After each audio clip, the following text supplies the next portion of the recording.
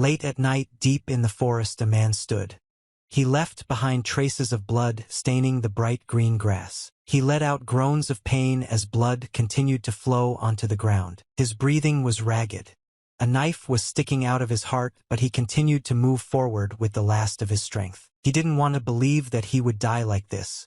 In his imagination, death should have been completely different. Eventually, the man's strength left him, and he fell to his knees on the ground. Every movement was painful, and every breath felt like the last. He stopped struggling.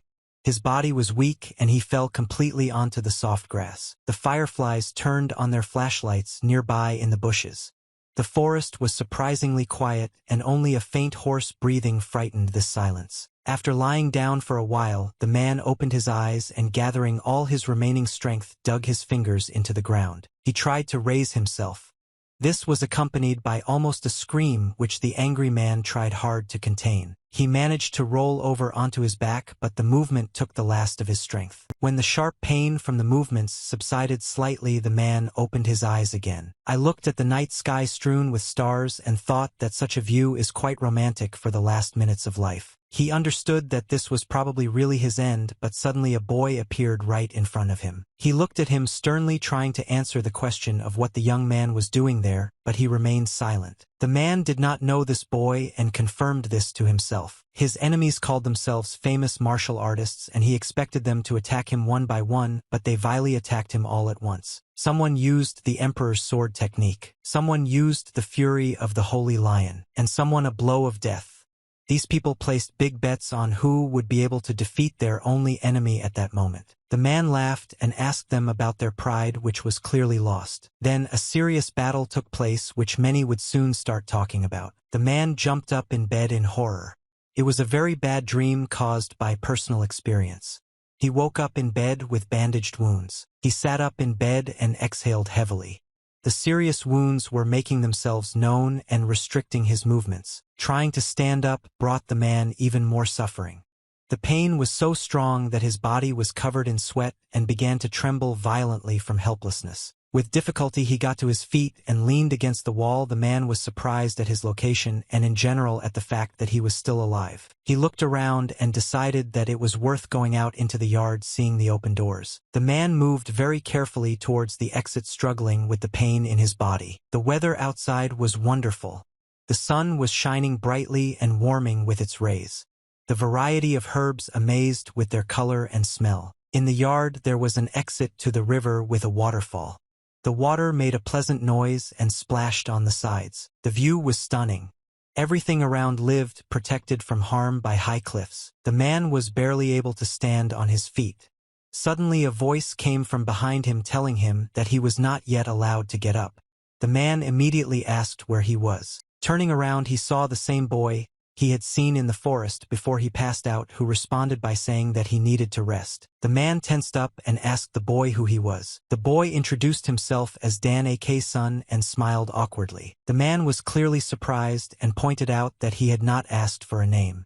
The boy did not understand what he should have answered and looked at the gentleman in confusion. But finally the boy smiled and said that he had saved the man's life. The man was surprised that a child had saved him, and the boy explained that he was a doctor. Heading to the entrance of the house, Dan A.K.'s son noted that the man had almost died and suggested going inside and having a proper talk there. The man was still surprised that it was the boy who had treated him and decided not to hide it. Dan A.K.'s son looked at the man and emphasized that there was no one else in the area, and no one except him could attack the man or heal his wounds, and asked him to come in and finally lie down. The man didn't like the boy's tone and asked if his savior knew who was standing in front of him. The young man turned around and stepped onto the threshold of the house and said that he was just a wounded man. Dan A.K. asked the man to hurry, explaining that if he did not continue the treatment, it would be difficult to restore his former health. The man could not even imagine how much effort it took to save him. The man decided not to return aid and followed the young man, lay down on the bed, and allowed himself to be treated further. The young man laid out a bundle of tools on the bed, suggesting that they begin immediately. There were needles on this day. Dan A.K. pulled out one of them, which turned out to be quite long and sharp. The man tensed up and asked if that needle was the very same needle of immortality. The young man was glad that his guest understood this. The man asked where the boy got the legendary item of the divine healer from, and he answered that he was his son. At that moment the young man warned that he would now press on the acupuncture points, and the man groaned in pain. He could not believe that the boy was affecting the demonic and subjugating points at the same time. Very quickly the doctor placed many needles all over the man's body. It was amazing, but the pain immediately began to go away. The man began to believe that this guy could actually be the son of a divine healer, which meant that if he really had inherited his healing skills, he would be able to heal such terrible wounds and get the man back on his feet. He was confident that the doctor would fight for the patient's life with his gestures until his very last breath. As far as he remembered, the divine healer treated only those who adhered to the bright path, but for 20 years now, he has disappeared without a trace from the world of martial arts. It was surprising that, considering that even the intelligence service had combed everything around, the doctor was never found, but he still managed to have a child. While the young man was being treated, the man couldn't get this out of his head. When the doctor finished, the man asked why he saved him. The young man looked at him in surprise and asked if the doctor really needed a reason to save his patient. The man replied that, as far as he knew, the divine healer had only treated those who followed the bright path throughout his life. Dan AK smiled and replied that since the man was not one of them, that changed the matter. The gentleman slightly raised his head and asked whether the young man would answer the question or not. The doctor apologized for his laughter and noted that everything was difficult to explain, but the first thing was that he was not his father. The young man explained that he had always been taught to save others, but the man had only one life to cherish, and there were likely to be those who would have a hard time coping with his loss. The gentleman laid his head back on the pillow and exhaled, saying that there were no people who would mourn after his death. The doctor smiled and, not believing the gentleman's words, replied that he personally would be sad if something like this were to happen. Then the young man took out another package and from there took a different game different from the previous ones. The man, seeing this, realized that the needle was demonic and tensed up even more. To the surprise of the doctor that the gentleman knew about this item, the man emphasized that it was impossible not to know about the legendary item of the demonic doctor who commands life and death. Along with the holy healer, the woman Stokoa is at the top of alternative medicine, and she disappeared on the same day as the divine healer. Known for her character as unusual as her abilities, she healed those who followed the dark path. The young man smiled and replied that the woman was his mother. This shocked the man. It was surprising that the divine and demonic healers got married. The boy was focused on his work, and almost without being distracted from the process, he noted that this was why he appeared in this world, although it sounded strange. He carefully took the demonic needle and warned the man that it might hurt a little. When the doctor inserted the needle, the gentleman cried out loudly in pain, and for a moment lost contact with his mind from the pain. Dan AK smiled and apologized, noting that he forgot about acupuncture and fixed everything. The man continued to moan in pain, although he tried to restrain himself. 3 days later, the gentleman woke up and felt much better. He got out of bed without much effort. He was alive and knew he was getting better. He was still surprised by what had happened these days and who exactly was treating him. But he still considered the son of a divine demonic healer to be an incredible monster in a good way. The gentleman got up very early and, looking around, was surprised that the young man was no longer at home. He was curious about what business the doctor could have at such an early hour. Dan AK's son went to the mountains to search for certain plants that could be useful to him in his practices. To get them, you had to overcome a rather difficult path and climb one of the rocks. Well, despite this difficult path, when the doctor saw the plant he needed, he smiled sincerely and happily. The plant was growing in a very hard-to-reach place. Dan AK reached for it, hoping that he would be able to pick the plant that way. There was very little left, but the doctor still could not reach the stem. But as soon as the young man managed to pull out the plant, the stone he was holding onto collapsed. The doctor's cry could be heard throughout the entire area, and the gentleman could probably hear it from the house. With difficulty, the doctor still managed to obtain the necessary plant and get back home. As soon as he got home, the young man hurried to his patient and sat down in front of him on a chair and took out the medicinal herbs he had obtained. The gentleman was very surprised that Dan AK was ready to give his life for these herbs and went through such a difficult path to obtain them. The boy smiled happily and explained that these were not simple herbs, but the spiritual root itself, without which it was impossible to heal the master's internal injuries. The gentleman thought for a moment and asked the boy a question. He was bothered by the fact that the doctor was not interested in who he was trying so hard to cure. Danake's expression changed, and he replied that he was more delighted than surprised that the gentleman had managed to survive despite such serious injuries. Afterwards, the boy noted that he was curious about something else. He said that if he knew the causes of injuries, then it became easier to treat them, and noted that he was talking about a secret weapon that was stuck in the gentleman's shoulder. The man asked if the boy meant a fatal blow. The doctor very emotionally confirmed this and emphasized that it had caused him a lot of inconvenience since it was very difficult to extract this weapon. The doctor noted that the weapon itself looked quite frightening since there was still poison inside it. The gentleman explained that it was a dart. It was a secret weapon that only the head and elders of the Tang family could use. The doctor said that he thought so because the weapon was very complex to make. The master thought that the young doctor was able to neutralize even the secret poison of the Tang family. It was hard to believe even though he had witnessed it himself. The gentleman thought that if he had not met the Dr. Dan, none of the miracles he spoke of would have happened. Deciding not to waste time, the doctor said they will use the needles in advance today as he needs to go to the village. To the gentleman's question about selling herbs, the doctor replied that he really was going to trade a little and buy some things. The gentleman responded by saying that he was very grateful to the doctor for allowing him to stay at his home and scolded himself for not even being ashamed. The doctor replied that he would take care of everything and asked the gentleman not to worry. The gentleman replied that as soon as he felt better, he would find the money for the medicine himself, but if he returned to himself, there would be no problems with money. The doctor smiled and asked to bring as much as possible because high-quality medicinal herbs would speed up the treatment. And then the young man explained that the gentleman was strictly forbidden to leave the house, which made the man smile, and then he smiled and replied that the young man was a real doctor. Danaku didn't really like this expression, and the man had to immediately start apologizing and explaining that he had simply misspoke. In short, I didn't answer anything and started to take a box of needles out of my bag.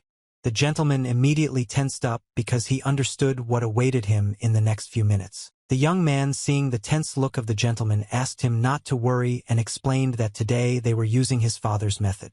The gentleman chuckled and began to deny that he was worried and to claim that he would endure the methods of the demonic healer. He explained that his father's method worked more slowly, but it was more stable and was easier to tolerate, but his mother's method worked faster, but it was very painful. The doctor noted that in some cases both techniques were necessary.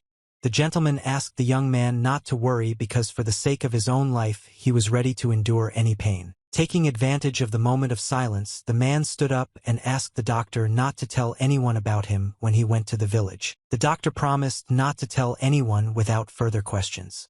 The gentleman was even more surprised that the boy was not interested in this, to which he replied that the masters of the martial arts world had their own history, and in general it was not worth asking about it. Having explained his position, the young doctor set to work.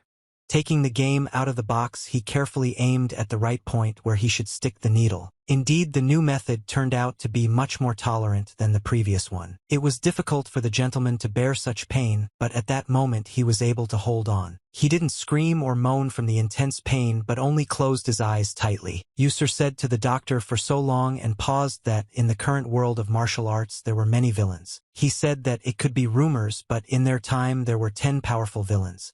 They were called the 10 Great Villains. Among them was the most powerful and extremely dangerous man known as the leader of the 10 Great Villains, the Absolute Evil. After a short pause, the gentleman said that he was this Absolute Evil. After finishing the acupuncture, the doctor took out another set and asked the gentleman to turn over onto his stomach to give him the opportunity to treat his back. The gentleman, rising, looked at the boy with a completely puzzled look. The doctor did not react to his story in any way. He continued and said that there were also 5 strongest martial artists regardless of which path they followed, light or dark. They were called the 5 strongest masters in the world, and he was the 5th among them. The doctor remained silent and continued to do his job, sticking needle after needle into the gentleman's back one by one. Ignored the gentleman's last words. The man looked at the boy and asked if he was frightening him. The doctor smiled and reminded him who his mother was. Danake noted that his parents said that all martial artists were the same. They said that in the martial arts world good and evil were erased. The gentleman asked again about the boundaries, and the doctor answered that there were those who harm ordinary people, that is the bad ones, and others were just the good ones. After thinking for a bit, the doctor asked the gentleman which side he personally was on. The gentleman became serious and swore that he only killed those who wished him harm or were a fellow martial artist. The doctor, hearing this, smiled and said that in that case the gentleman was a good man, which made the gentleman himself laugh very much. The procedure was over and the gentleman was able to get up. Sitting down on the couch, he thought for a bit and decided to ask what he was very curious about. The gentleman asked where your parents were, the doctor, and clearly caused some inconvenience with such a question. Dr. Dan's face quickly changed, and he quietly said that his parents were no longer there. The man did not expect such an answer and worried asked how it happened. The doctor continued to collect all his instruments and still did not answer the gentleman's question. The man stood up and walked closer to the doctor, still hoping to hear an answer. But the boy just smiled and pulled the strap of his bag over his shoulder. The doctor hurried to the village market, and as if nothing had happened waved his hand to the gentleman and said that he had left. The gentleman sat back down on the couch and scratched the back of his head, thinking that he was not only shameless but also tactless. Dr. Dan reached the village quite quickly. The first thing he did was go to the shop of one of the merchants. Entering, he greeted them politely. The gentleman immediately recognized him and greeted him with respect. The boy asked the gentleman how he was doing, and he replied that he was doing wonderfully thanks to the doctor, and asked a similar question. The boy answered briefly that he would do it and put the bag on the table. The gentleman was very surprised but pleased that the young man as usual brought everything of the highest quality, and said that as promised he would give 10% on top. Dr. Dan thanked him but asked for medicinal herbs instead of money. The gentleman invited the boy to see for himself, knowing that he always chose the herbs himself. While the boy was choosing what he needed, the merchant noted that he always went to the same place. The doctor smiled and replied that this place reminded him of his mother and father. The gentleman looked at the boy with some sadness. He felt very sorry for the child who was left without both parents very early. At that moment, someone stepped onto the threshold with a very heavy step. 3 men appeared at the door. One of them in the center asked if they had arrived at the village medical home. The merchant looked at his guests suspiciously and replied that they had most likely ended up in a simple herbal shop, emphasizing that the village was rather poor for such a thing. Another man asked the merchant if he had seen a stranger in the village. The gentleman was surprised by the question. The men emphasized that the stranger was most likely seriously injured, and the merchant replied that he had not seen anyone like that. One of the men doubted the merchant's bed but asked if there was a hospital or a doctor nearby. The gentleman looked at the boy and wanted to say that he was the doctor. The boy was busy and didn't pay attention to the fact that 3 unfamiliar men were looking at him, and continued to choose the necessary ingredients, humming some melody. The merchant pointed his finger at him and started shouting that this boy had come to his shop again, and reminded the young man that everything had to be paid for. One of the men, hearing this, asked to pass on information about the permanent home to them if the merchant suddenly encountered someone strange. Dr. Dan glanced carefully at the men, hearing perfectly well what they said. The man promised to generously reward the merchant for the information but warned that if he hid anything he would regret it, because that stranger was the worst of all the villains in the world, and whoever would help him would also get what he deserved. The merchant turned pale and stuttered from worry, and replied that he understood everything and would definitely warn the men if he suddenly noticed someone suspicious. Having received a satisfactory answer, the men left the shop and went outside and began to look around. The doctor approached the merchant and after a short silence said that those who harmed ordinary people were bad. The merchant in response drew the boy's attention to the fact that in recent days the village had been going through hard times, and it was better to be more careful. Danake smiled and promised that he would be very careful. By evening the doctor got home and told the gentleman what he had seen. He suggested that it could have been an alliance of martial arts masters. The gentleman agreed with this and emphasized that they would not calm down until they were sure of his death. He said that they had recently announced that they would catch him and a couple of other masters to deal with them, and the rest were now also uneasy. The doctor said that his mother always said that martial arts masters never changed. The gentleman smiled and noted that now he had problems from the doctor. He smiled and asked the gentleman not to worry, explaining that his house was difficult to find, and at the entrance in addition there was protection. The gentleman was surprised that the boy was ready to continue treating him despite the risks. The doctor smilingly noted that the patient had not yet recovered and needed help at least until he could move independently. The gentleman asked why the boy was doing this, and he replied that no one else was capable of doing this. For a moment the gentleman thought about it and then turned to the boy. Exhaling, he asked if he could bring another person to his home. The doctor asked if this person was another patient, and the gentleman replied that his symptoms were worse. The doctor immediately became interested and asked what symptoms the man had. Seeing the young man's eyes light up, the gentleman exhaled and replied that this was a unique case. He said that this man was overcome with madness every time he saw blood again. This man was capable of many things. He could from that time on do very bad things when he gave in to this evil inside himself. The mountain river was raging. The waves were beating against the cliffs trying to break them. The gentleman rose quite high up. Having overcome another height, he stopped and exhaled. He kept his promise to return to the doctor in 10 days in his head. Although he was just a boy, the gentleman believed that he had no right to let him down. When the gentleman told the doctor about his friend, he was very happy and started talking about such an interesting case. The gentleman was surprised why the young man was so happy. The doctor replied that first of all these were unique symptoms and asked if he could see this man. The gentleman replied that there was one problem, which was that this man was one of the 10 great villains. The doctor noticed that the gentleman was also one of the 10. The man noted that they were completely different. Danaka was not afraid of this and wanted to see this man. The gentleman hoped that thanks to this he would be able to cover the cost of treatment, because in his hiding place you can find a couple of valuable items. The doctor smiled, noting that they would kill 2 birds with 1 stone, and asked where he should look for this man. The gentleman replied that he would go himself, since only he would be able to convince him. On top of everything else, the gentleman added that he could not expose the doctor to any more danger and ruffled the boy's hair. When asked if the doctor would cope, the gentleman only warned that the man, in addition to being mad, was very peculiar. The boy smiled again and asked who could be more peculiar than his parents. The gentleman laughed and noted that the boy was right and decided to set off on his journey immediately. In order to move more easily, the gentleman needed a cane on which he constantly leaned.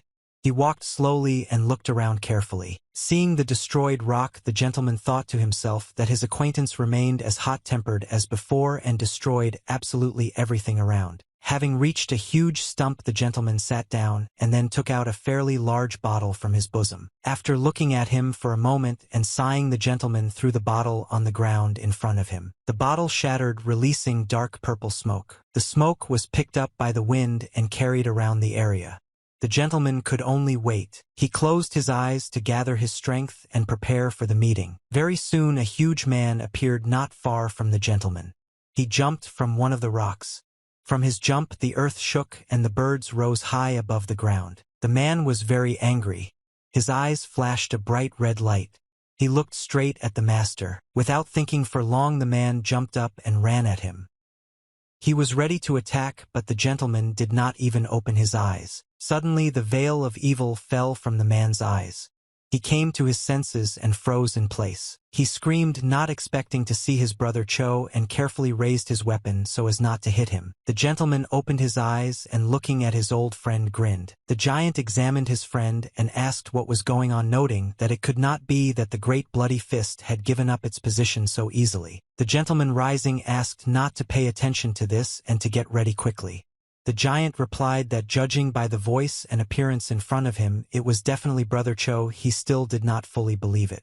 The man asked where they were going, to which the gentleman replied that the alliance of martial arts masters should arrive soon. The giant was surprised and asked why. Well, the gentleman grimaced and asked not to tell him that he knew nothing. The man really looked very surprised and was taken aback by such news and questions. The gentleman looked at him and said that the alliance of martial artists promised to destroy 10 great villains. This enraged the giant. He began to get indignant and shout that everything had calmed down only recently and now it was starting again. He was ready to take some measures right away, but the gentleman asked him to stop and pay attention to his condition. The man immediately came to his senses and bowed as a sign of respect and replied that the gentleman was right and that he looked as if he was about to die. The brute smiled broadly and mockingly asked if the greatest master of the 10 great villains had shamefully defeated the alliance of martial artists. The gentleman asked very displeasedly why the giant had decided to talk to him informally. Mr. Cho quickly lost his temper.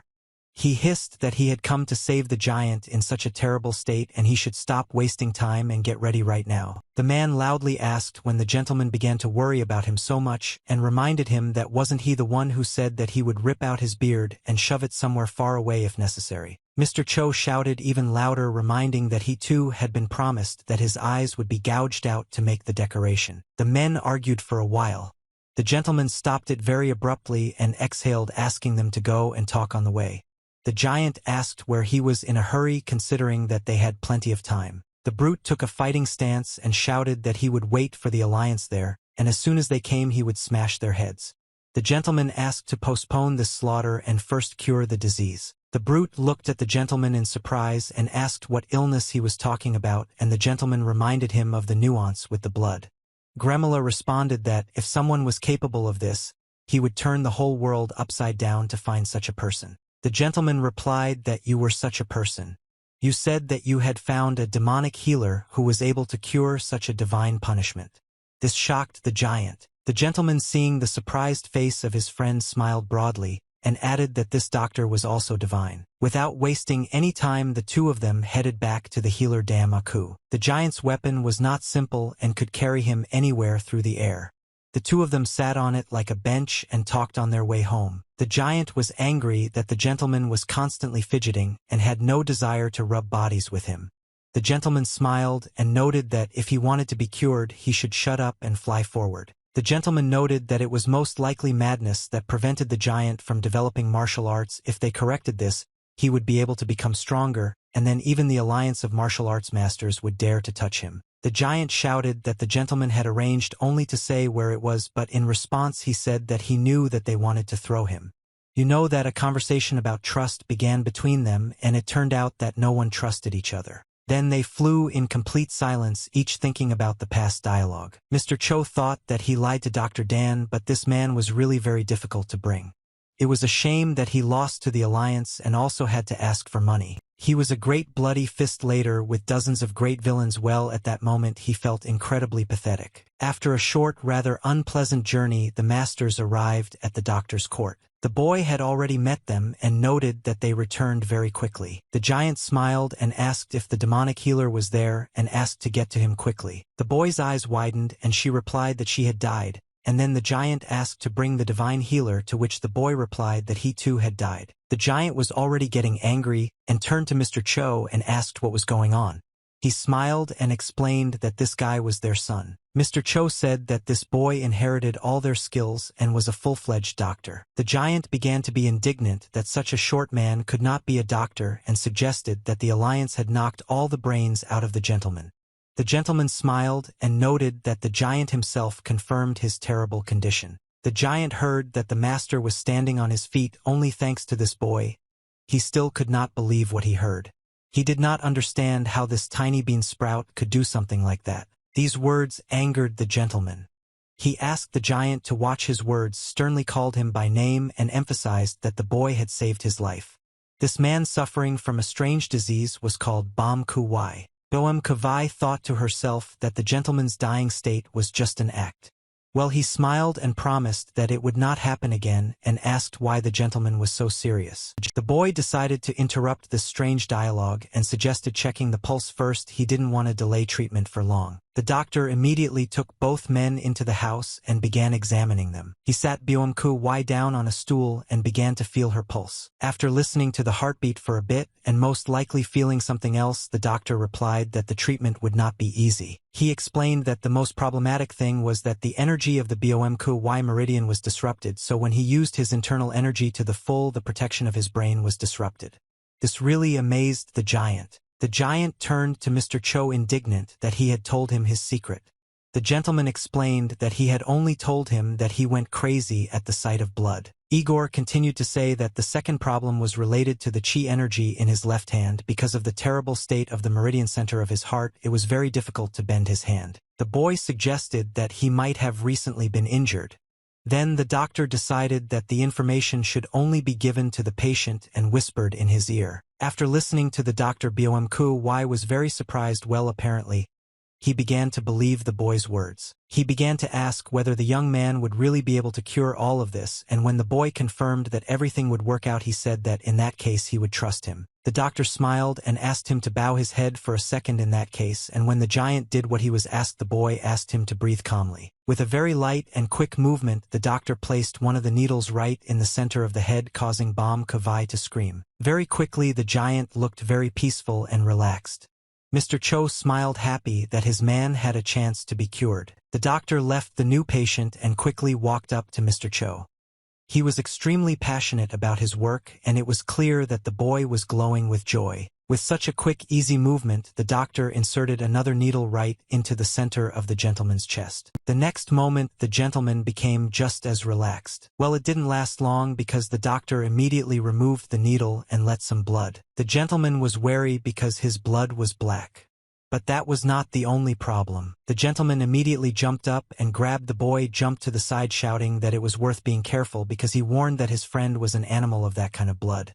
The giant fell from the chair and trembled violently. But nothing happened next. The doctor smiled, and Mr. Cho was amazed by what he saw. Bom Kavai raised his eyes and looked at the guys with a trembling voice and asked if he was really cured, since he didn't attack anyone and could control himself. Mr. What said that it was quite strange because usually his eyes would immediately roll back and then the worst would happen. The doctor smiled and reminded him of his promise to cure. But then the boy explained that it would take some time for a full recovery, and the giant again sank into his previous state, completely relaxed. He carefully knelt down before the boy and bowed.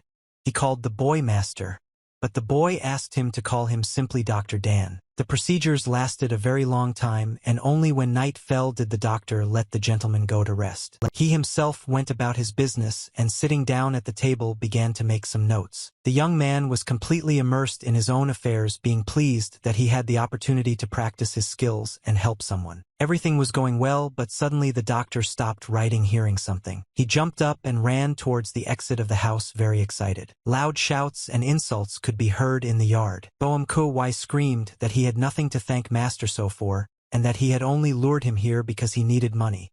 The master said that he had saved his life by warning him about the alliance, otherwise he would have fallen straight into their hands. Mr. Cho noted that the doctor's treatment was a separate merit. The giant replied that he himself treats for his own treatment and recovers, and other doctors will risk their lives to get him with such money. Mr. Cho began to lose his temper and shouted at him to find another doctor, to which the giant shouted that he was not at all weak to do so. By this time the boy was already near them, and having heard everything he asked in confusion if Mr. Vi was going to leave. Bom Kavai told the boy that he would return as soon as Mr. Cho died, but the doctor asked him to wait. He immediately took out some check with the desire to return all the money if he wanted to study with another doctor. The giant remembered that he had paid in advance, but asked the guy to keep the money and fix the house. Turning around, Bom Kavai headed towards the exit from the courtyard, which the master and the doctor watched silently. Realizing that the man was really leaving, the doctor asked if he really needed it. Let me remind you that an alliance of martial arts masters was looking for him. The giant slung his weapon over his shoulder and replied that the alliance should fear him because he would kill everyone who caught his eye. Mr. Cho shouted that it was not too late and suggested staying anyway. The giant turned around abruptly and shouted to who needed it, hinting that it definitely wasn't him. Bom Kavai was very hurt and angry and did not want to stay in that yard for even an extra second, and immediately the air flew up. Mr. Cho was not at all surprised and said that this was the kind of character the man had. The doctor asked why they had quarreled. It seemed they were close to each other, and asked not to say if it was hard. Mr. Cho replied that it was not that, but he was just a little embarrassed, and reminded that he and Bom Kavai were among the top 10 great villains. Mr. Cho was the leader and Bom Kavai was the third person of the 10, but he always said that he actually deserved the second place. In general, this was the only reason for any quarrel between them. The boy was waiting for a continuation of this story and some other explanations. The gentleman looked at him and replied that that was all, and there was nothing more to talk about. The boy did not understand how it was possible to fight over something like this and asked whether the problem was actually something else. Mr. Cho replied that every time he was around that guy, something always happened. Bom Kavai never returned, having moved as far away from the doctor's court as possible. He went into the forest and found a secluded place and tried to figure out what was going on. Such situations made him very angry, and now they brought him to despair. After acupuncture his mind cleared and he forgot about it and he thought that it was not worth starting the treatment. Suddenly in front of him in the thickets, he saw the silhouette of an animal with glowing eyes. A tiger slowly walked into the clearing and Boem-ku-wai carefully stood up on his feet and prepared to defend himself. The tiger held his prey in his teeth but seemed not to mind another one. Boem-ku-wai prepared for the upcoming fight with the animal. As Boem-ku-wai ran towards the beast it crouched and cowered and fear flashed in its eyes. They met each other's eyes, but the tiger could not stand it and with a pitiful meow abandoned his prey and ran back into the thicket. The giant looked at the dead deer. The smell and sight of blood immediately activated his illness. His mind quickly became foggy. The villain's eyes immediately began to fill with blood, and his pupils narrowed significantly. His muscles began to grow right before his eyes. His body was filled with energy. He shouted loudly, proclaiming his power throughout the area. It seemed like the place where he was about to explode from the incredible power that Boem-ku-wai was radiating. The man jumped up and flew forward, not really looking at the road or his goal. He was quickly overcome by an evil that he still could not contain within himself. The whole fox was frightened by his presence and the evil that lurked within him. All living things that were around hid in their holes and looked for secluded places to hide. But one of the greatest villains of the 10 could no longer be stopped. His illness was still progressing. At that moment he was ready to crush everything that was in his path and tear apart everyone he met. He was able to come to his senses only at dawn when he had managed to cause a lot of trouble. He stood amidst the shattered rocks and broken trees. His staff stuck out among the rocks. Boem-ku-wai was trying to catch his breath after a hard night. But suddenly something sharply pierced his head, and he immediately lost consciousness. He fell to the ground with a crash. 2 human silhouettes were visible behind him. Mr. Cho and Dr. Dan found him, and the boy made sure that they were able to return the giant and continue the treatment. Mr. Cho also continued his treatment. I understand how important it was for him to fully recover and get rid of the consequences. Boem-ku-wai, who was forced to continue treatment, also meekly underwent his procedures. The 2 of them sat opposite each other in a kind of meditation and underwent treatment from the healer. The boy gave them some herbs, asking them to chew them. Mr. Cho was thoughtful, looking at the plants. The day before, the doctor, tugging at his hand, shouted that Boem-ku-wai wouldn't go far with such outbreaks of illness and asked to bring him back. Then Sir asked the boy to forget about it. I think it wasn't worth going after someone who left on his own. But the young man insistently shouted that this man was his patient and he had to finish the treatment. And for Mr. Cho, this was another confirmation that the boy was indeed a very good doctor. Another confirmation of this was his friend, who was now sitting humbly, injected with special needles and chewing medicinal herbs. Soon a boy came and said that it was time to remove the needles. The doctor approached Boem-ku-wai and before he began to remove the needles asked him to promise something. The boy asked him not to go alone anymore, to which Boem-ku-wai replied that he usually doesn't promise anything to anyone. The young man explained that he was very worried about him, which greatly surprised the villain. The young man replied that his feelings were very sincere, and it was clear that the situation that had happened had upset him greatly. Boem-ku-wai could see his father's gaze in the boy's eyes. Thanks to this, he promised the doctor that he would no longer walk alone. He promised that he would no longer leave the yard without the boy's permission. The doctor smiled. Your promise made him very happy and gave him some relief. The procedures for Boem-ku-wai continued with strict regularity. Each time the doctor carefully placed the needle into the center of the man's head. It was very serious and responsible, and the girl always looked appropriate for her job. Thanks to this needle, Boem-ku-wai's body felt an incredible relief. The light inside him spread more and more. Boem-ku-wai considered the girl a genius because she was so small but already knew so much. He did not hide his admiration and told the doctor directly that although he did not understand medicine, he considered her simply amazing, although the doctor laughingly claimed that he was exaggerating. Boem-ku-wai said that he couldn't even imagine how many miracles he had already managed to perform for the girl, and asked her how many people she had managed to save, to which she honestly replied that none. The giant did not expect such an answer and asked how this could be. The doctor smiled and explained that Mr. Cho and Boem-ku-wai were her first patients. With this information, Boem-ku-wai immediately hurried to his leader, who was no less surprised. Mr. Cho couldn't control his emotions. He was extremely shocked that the two of them became the first patients. Bomky claimed that the girl said so directly. The healer herself approached them and confirmed that this was true, which frightened the men even more. Bomky turned to the girl and asked her not to say that she was practicing on them, and she assured him that this was certainly not the case. She said that she first treated a person when she was 4 years old, but he was a patient of his parents. Back then she had only used needles and prescribed herbs as her parents had taught her, and now it was her first time applying a solution and finding a treatment method on her own. With particular sadness, the healer said that there had been no one in her yard for a long time after her parents had passed away. She looked after this huge valley of the divine and demonic healers all alone. She assured that of course all this time she was learning to apply the skills that her parents passed on to her, and now she can finally show the results of her efforts. These words touched the huge Bomky so much that he even burst into tears and did not know what to answer. The girl replied that there was no need to cry and that they could just chat, which she really liked, and then asked what the men had been doing in the last few hours. Some of the greatest villains unanimously answered that they were doing household chores, afraid of upsetting a small child. Mr. Cho, shaking out the sheet, emphasized that the doctor should now focus only on medicine and leave all other matters to them. As soon as the gentleman waved the cloth, it tore. The gentleman was surprised at how thin the fabric was, but the girl reacted to it completely differently. She was shocked by what she saw, and her mouth involuntarily opened in horror. Bomky, digging in the ground, added that he also helped and pulled out various weeds and asked if he did it correctly. The girl was even more shocked because these were not weeds but her medicinal herbs. Bomky, hearing this, was a little embarrassed and suggested that in that case they should simply be replanted. But the plant he was going to transplant actually turned out to be a weed. The healer rolled her eyes, not knowing what to say. A short moment later she collapsed unconscious.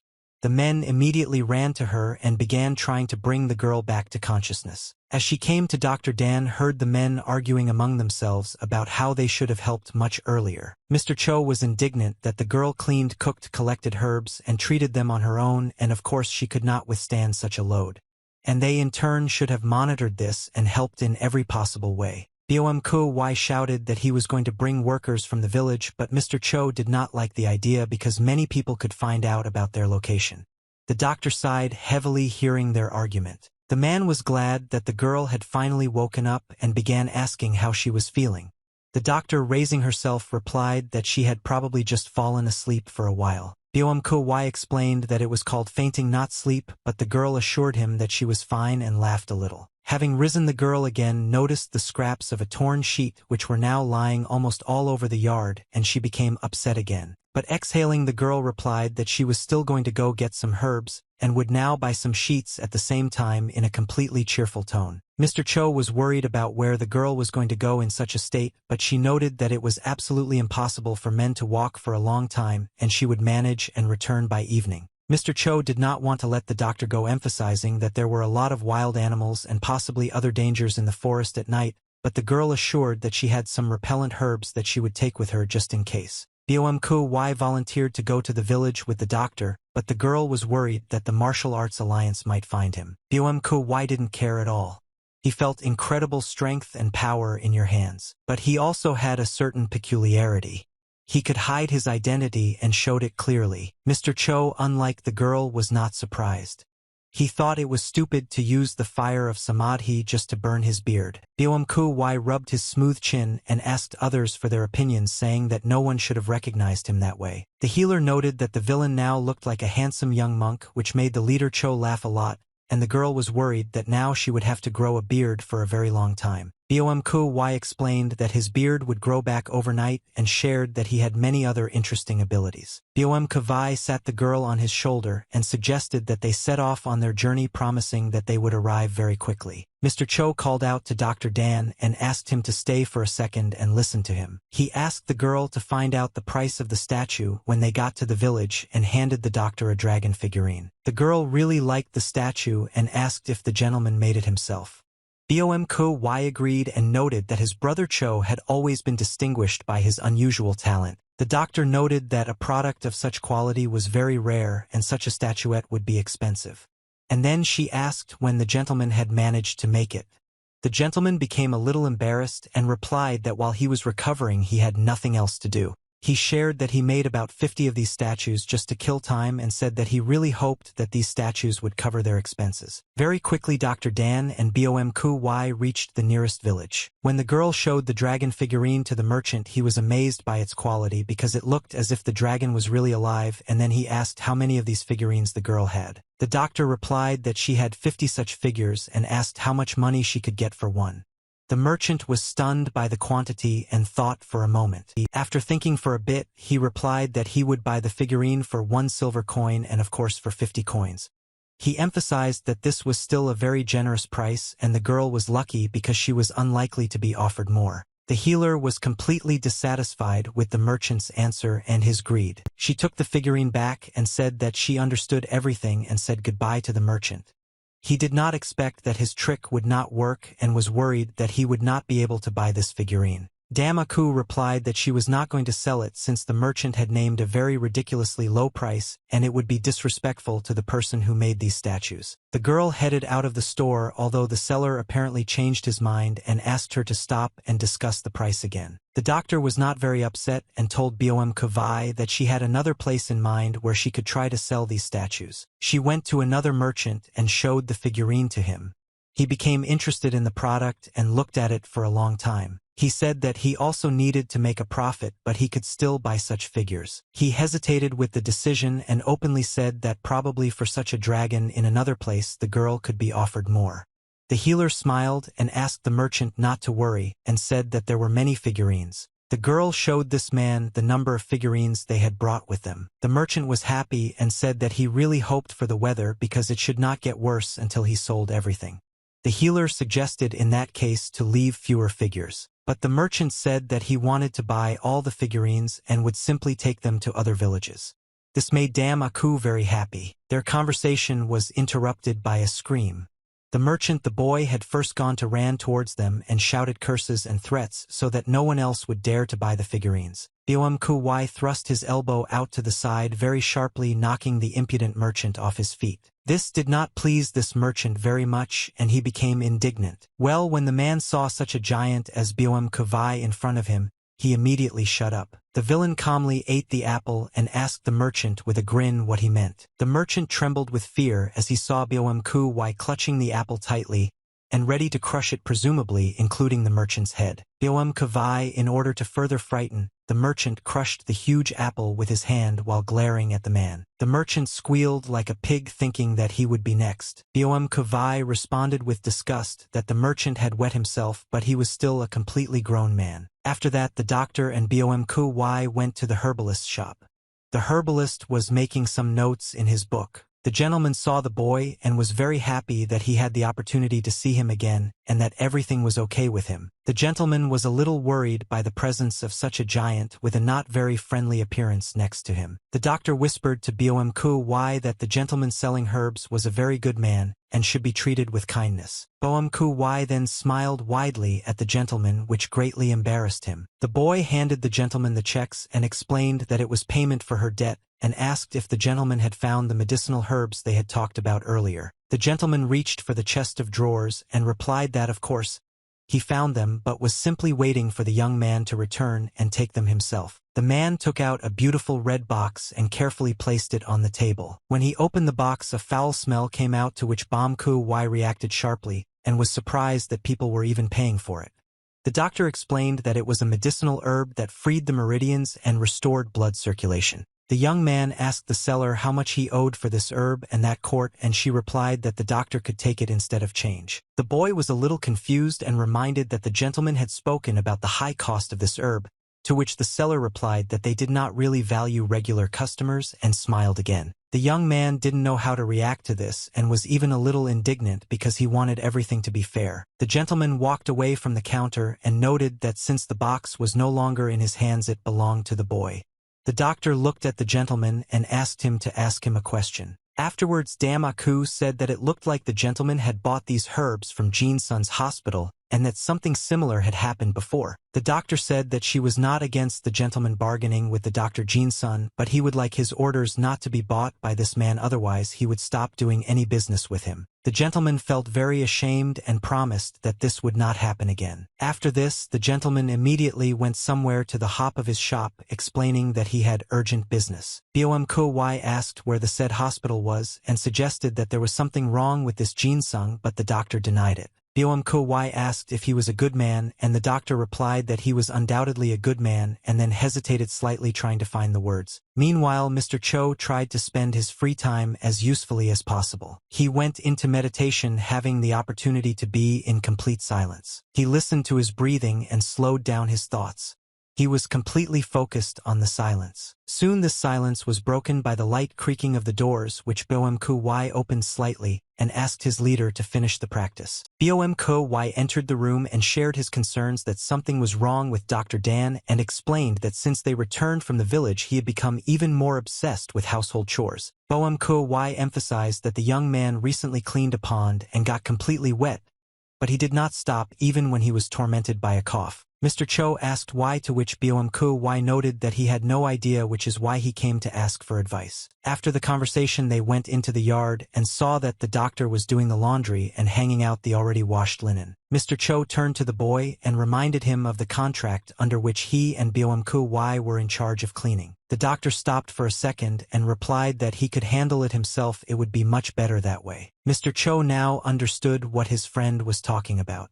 They didn't know what to answer the young men for some time and just stood there and looked at him silently. The gentleman approached the boy and asked him not to overdo it if he asked for help, and he agreed. After which the gentleman approached Bom-Ky and called him to follow him. The giant was indignant that the leader had not convinced the boy, to which he replied that the doctor would not change his mind in any case, and that they would simply be a nuisance, and explained that Dan Aka was not happy with the way they were doing their chores. Bom-Ky didn't understand this and emphasized that they were trying very hard to help.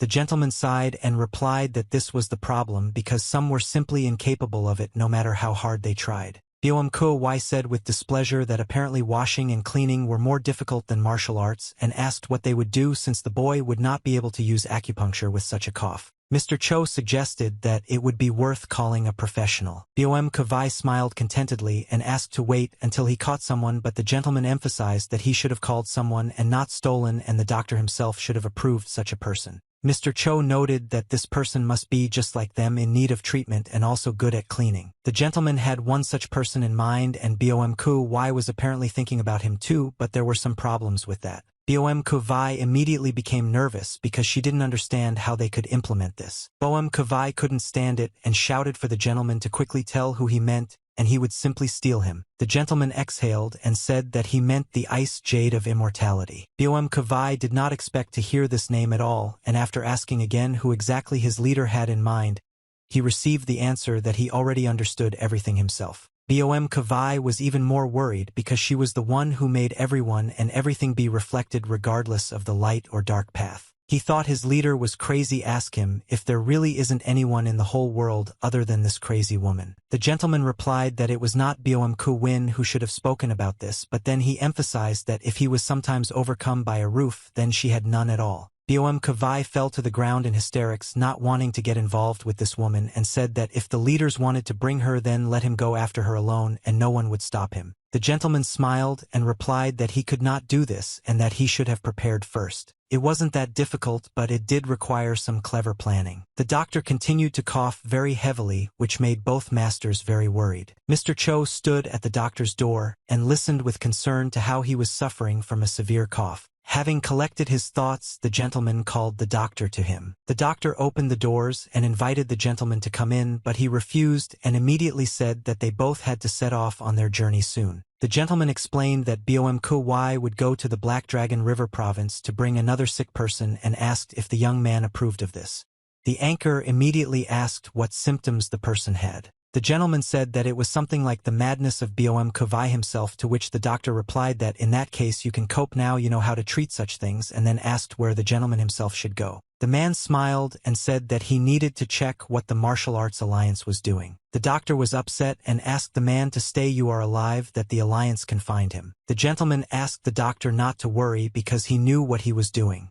Deciding not to argue, Damaku asked how long it might take. The gentleman put his hand on the boy's head and assured him that it would only take 5 days and Bomku Vai would stay for a couple more days. The doctor, after listening to the gentleman, noted that in that case he would prepare to treat a new patient. The young man said that last time they brought very good medicinal herbs, so they should help quickly. The gentleman smiled. He really liked this boy and how he was passionate about his work. He thanked the doctor for his help and he smiled at him very shyly in response. Closing the door behind the gentleman, the doctor once again asked him to be very careful. It was very noisy in one of the banquet pavilions. The celebration was in full swing. There was a man sitting at the table who looked very dissatisfied and agitated about something. He grabbed his head. Something was bothering him and now his thoughts were only about it. The maidservants were watching him. One asked the other what was happening to the master. She explained that some beggar child had asked to give him a letter and now their master was in such a state. The gentleman recognized the handwriting in which the letter was written. He believed that he would never forget it. The man was sure that the one who wrote this letter had been dead for a long time and this caused him a lot of problems. He believed that the great bloody fist A.K. Ryan had been defeated, but this turned out to be untrue. The lonely cabin in the woods looked abandoned. The yard was empty and there was nothing else in the area. Inside, a man lay on the floor shaking with fear and not daring to look up. He showed his humility, although he knew that a great deal of guilt lay on his shoulders. K. Ryan looked at him and smiled. He was very gentle and polite only with the healer, but he did not allow such things with the others. Very pleased with himself, A.K. Ryan said that he saw that his letter had reached its address. The man on the floor, without raising his eyes, said that although his will to help the master was unchanged, he also bore responsibility for his sect and asked to understand him. He went on to say that since the matter involved an alliance of martial artists, it was extremely risky for the sect. The gentleman interrupted him and asked how many of their people had been captured. The man replied that 6 masters were captured. This meant that apart from A.K. Ryan and Bomku Wai, only 2 of the 10 great villains remained, and the leader of the Green Forest, the sinister Hogun, the lord of the autocratic demons No Din Yang, and others were captured. A.K. Ryan asked what happened to the lord of the autocratic demons, and the man said that he surrendered to the Alliance of Martial Arts Masters himself and now personally leads the evil destruction squad. This made the master very angry. He did not believe that the unshakable lord of the autocratic demons himself joined the bright path. Then the master ordered the man to stand up. Here he stood up with great difficulty. He could not overcome the trembling throughout his body.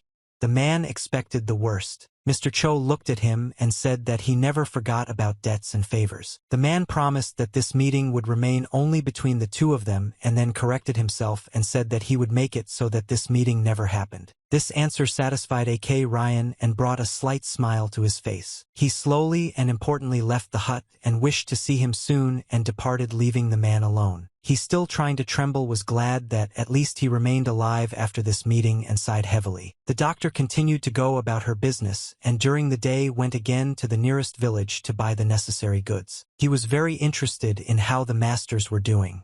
He was worried about their lives and he was also concerned about whether they were taking all their medications. While thinking about this, the boy did not see anything around him and did not notice the obstacle ahead. 3 men were passing by and happened to hit the young man, knocking him down. The doctor fell and hit his head, screaming slightly. Someone from behind helped him up and asked if he was hurt, which scared the young man a little. When he turned around, he recognized the man who had decided to help him. It was Mr. Pang. Mr. Pang spoke as loudly as he could to those men and asked if they weren't ashamed of what they had done. One of them turned around at the sound of the voice and asked again what had been said. The gentleman had no intention of leaving this situation and noted that the people were most likely from the Martial Arts Alliance, and in that case they should have apologized if they made a mistake. The master explained that his soldiers were currently on an official mission and the rest should simply go their own way and not interfere with anyone. Mr. Pang indignantly noted that the martial arts masters were frightening civilians and they should be ashamed of themselves for being so unreasonable. The gentleman demanded that the master state his name and position and promised that he would personally come to their alliance to officially announce what had happened. The master didn't like this behavior at all. He was called by the name of Kwok. The head of the 5th detachment of the Destroyer of Evil became interested in the name of the master. The man's name was Pang Jin's son from the Pang family. The master was familiar with this name and asked if the man was from the hospital. The gentleman confirmed and stated that he was in charge of this place. The doctor simply hid behind him and observed the situation. The master considered that judging by the speech and behavior of this man, he was not the most simple person, although it was impossible to tell that he was the head of the hospital. The master noted that the gentleman had been to Lanzhou and asked what brought him to this village, to which the gentleman stated that he was not going to report to the alliance. This finally drove the master crazy, but he kept his emotions inside. He bowed his head and asked for forgiveness for the rudeness of him personally and the people with him, and asked the master not to give vent to anger. Mr. Pang emphasized that he was not the one who should apologize and pointed to the doctor. The master apologized to the young gentleman and asked him to forgive him, the quack, with all his heart. The doctor smiled and bowed his head in return to the master as a sign of his forgiveness. After this, the people from the alliance turned around and continued on their way. Mr. Pang noted with indignation that these people caused a lot of problems. The doctor thanked Pang Jin's son for his help and then reminded him that he had already asked the gentleman not to look for him. The man smiled and emphasized that they had met completely by chance, although they had not seen each other for a very long time. The gentleman suggested having lunch together since they had already met, but the young man was indignant that this did not seem like an accident and cited the incident in the herbal store as an example. The man smiled in response and insisted on continuing the conversation in the tavern, noting that they were not strangers to each other and the young man should not have refused. The doctor didn't like this idea, but apparently he had no choice. Nevertheless, the doctor agreed, and he and the gentleman went to the tavern. One of the tables was very richly laid. The doctor understood that such a banquet had definitely been prepared in advance. The gentleman tried to convince the boy that their meeting was completely accidental and suggested that he try the dishes on the table and distract himself from bad thoughts. The doctor stood up and declared that this was to be their last meeting, and when the man continued to insist on lunch, he asked him not to change the subject. He smiled at the gentleman, laughing at the boy's behavior, and reminded him that the doctor had no one else besides him. The boy's face immediately changed and sadness came over him. He became quiet and memories flashed before his eyes. He remembered himself as a very small child. He carefully took steps forward, trying not to fall. His parents were sitting in front of him, and each of them was calling the baby to them. Little Dan AK wondered who to approach first and stopped halfway. He didn't choose any of the parents and turned aside, which surprised them greatly. The boy turned and ran towards the man sitting next to him. It was Mr. Pang. The Lord joyfully accepted him into his arms and called him the young Lord of the Valley. He laughed and turned to the masters and the baby's parents and boasted that their son had chosen him. The next moment that day was one of great anxiety and sadness. The gentleman noted that he knew that the doctor now often went to the village and began to buy much more herbs. The young man replied that this did not concern the gentleman, who only laughed and emphasized that only thanks to this, he was able to meet him. He continued to insist the boy to eat while the food was still warm. You have not lost its taste. Dan AK began to eat with a dissatisfied look.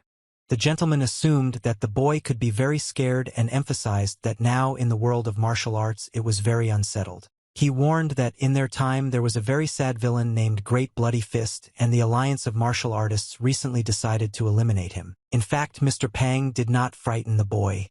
Listening to the man, he wondered what would happen if he told him that he was treating these very masters who were being hunted. The doctor was sure that the gentleman would gladly help, throwing aside all his affairs, because that was the kind of person he was. The gentleman asked the boy to be careful in any case, but he did not answer and looked very thoughtful. Only on the third try did the gentleman manage to call the young lord. The man asked if the food was tasty, and the young lord smiled contentedly and replied that everything was fine. Dan AK decided that for now he couldn't mention those masters, and in general it wasn't considered a lie. Mr. Pang watched the boy with a slight smile and thought about something of his own, finally leaving the guy with the interrogations. Bomqy finally reached the place he needed. It was one of the valleys among the snow-capped mountains. He landed as usual, scattering fluffy snow around. He cried out indignantly and, calling the woman crazy, expressed his displeasure that he had offered to cure her illness and she had decided to thank him so badly. The woman asked if he really wanted her to fight someone like him. Snow raged around her, and with one movement of her hand chunks of ice formed above her head. With the next movement of his hand, these ice flows like arrowheads flew towards Boem-ku-win. He was able to dodge almost all of the ice arrows very deftly, but he couldn't get back from one of them and it hit his face. He cried out in displeasure and noted that this was already a fairly serious violation. He asked the woman to just talk to him adults. The girl, seeing that the master continued to talk to her, was very surprised that the blood no longer drove him crazy. Boem-ku-wai smiled and said that he had found a divine and demonic healer and asked if the woman had money for good but very expensive treatment. Having heard about the healers, the girl invited Boem-ku-wai to her residence to her ice palace. Her name was Han Sol-wa. She had frost powers and lived remotely in the environment that suited her talents. When they came out to the residence, the girl immediately began to interrogate Boem-ku-wai whether his words were true and whether he really found the divine and demonic healers. The master decided to omit that he was actually talking about their son inheriting the healing techniques and asked the girl if he lied or if he had even once told that he and his brother Cho were undergoing treatment from these healers. Han Sol-wa asked what happened to the Great Bloody Fist, and Bum-kai-wai said that he was injured by the martial arts alliance. The master asked why the girl called the leader brother if she, the witch, was older. The girl snorted and explained that she called all handsome men brothers, and when asked if the giant was one, she replied that he was just a stupid bald man. Boem-ku-wai shouted what was wrong with her, and the girl asked him to simply explain to her from the very beginning what had happened. The giant snorted that now she was interested in knowing what had happened. He called her crazy again, and he knew to himself that he should have tolerated this woman for the sake of the healer Dan, because he had to bring this witch to help the boy with his household chores. The giant tried to explain everything and present it in such a way that the girl would become interested and go with him. He spent all his imagination on this and practically danced in front of the witch. In the city of Harbin, the capital of the Black Dragon River province, at first glance everything was calm. It was quiet in the Black Dragon trading house. Everything was going well until the roof of the shopping center became covered with snow and ice. Winter came to this place very quickly, although no one expected it here. People panicked at what was happening. The entire building of the trading house was covered in ice, but they could do nothing about it. Very quickly the front door also froze over. A very icy wind rose around. Soon Han Sol-wa entered the building and brought her Winter with her into the room. She handed the man the document, and after reading it, he replied that he could not accept it and apologized. He explained that his organization was not responsible for her money, and that she needed to go to the former owner of the trading house since they had paid off all the debts when they bought it. The man put up a contract for the transfer of the trading house and began to explain that they had fully paid the amount that the woman had invested. Very quickly his face began to be covered with a layer of ice. Boem-ku-wai asked where the old owner of the house was, and was told that he had moved closer to the border, but there were no details. Boem-ku-wai took the contract, and after reading it he was outraged by it in ancient times.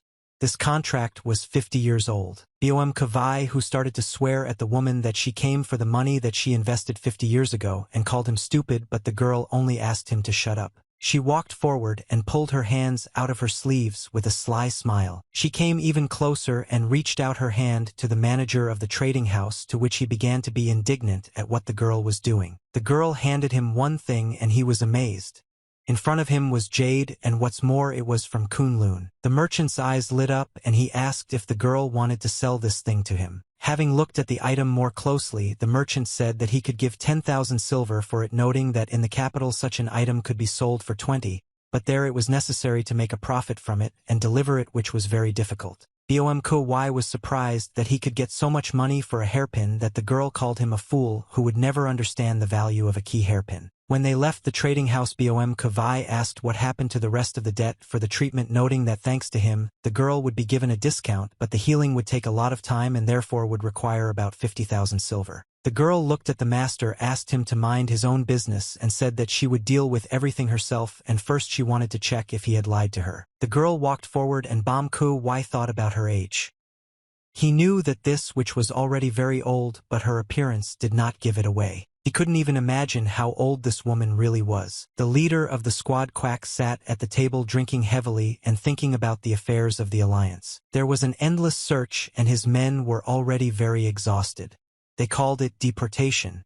but it was practically the same as demotion. He wanted to quickly achieve success in which the alliance of martial artists would recognize, because this was the only way he could get out of this backwater. He unleashed another message, and when he read it he was very stupefied. He was incredibly angry and jumped up from the table and hit it loudly out of nerves. The leader of the alliance sent him a warning about the healer.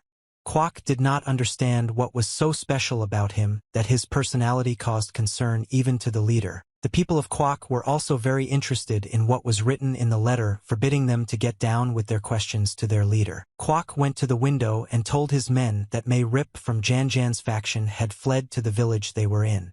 The man was seriously injured, so finding him was not difficult. It was clear from the soldiers' faces that they did not really want to engage in this search, as they were incredibly tired. Turning around and seeing that all his men remained in their places, Kwok literally hissed at them in anger. At that very second, everyone rushed to the exit to go search and complete their task. Kwok, left alone, thought that the first thing he needed to do was solve the most important problem.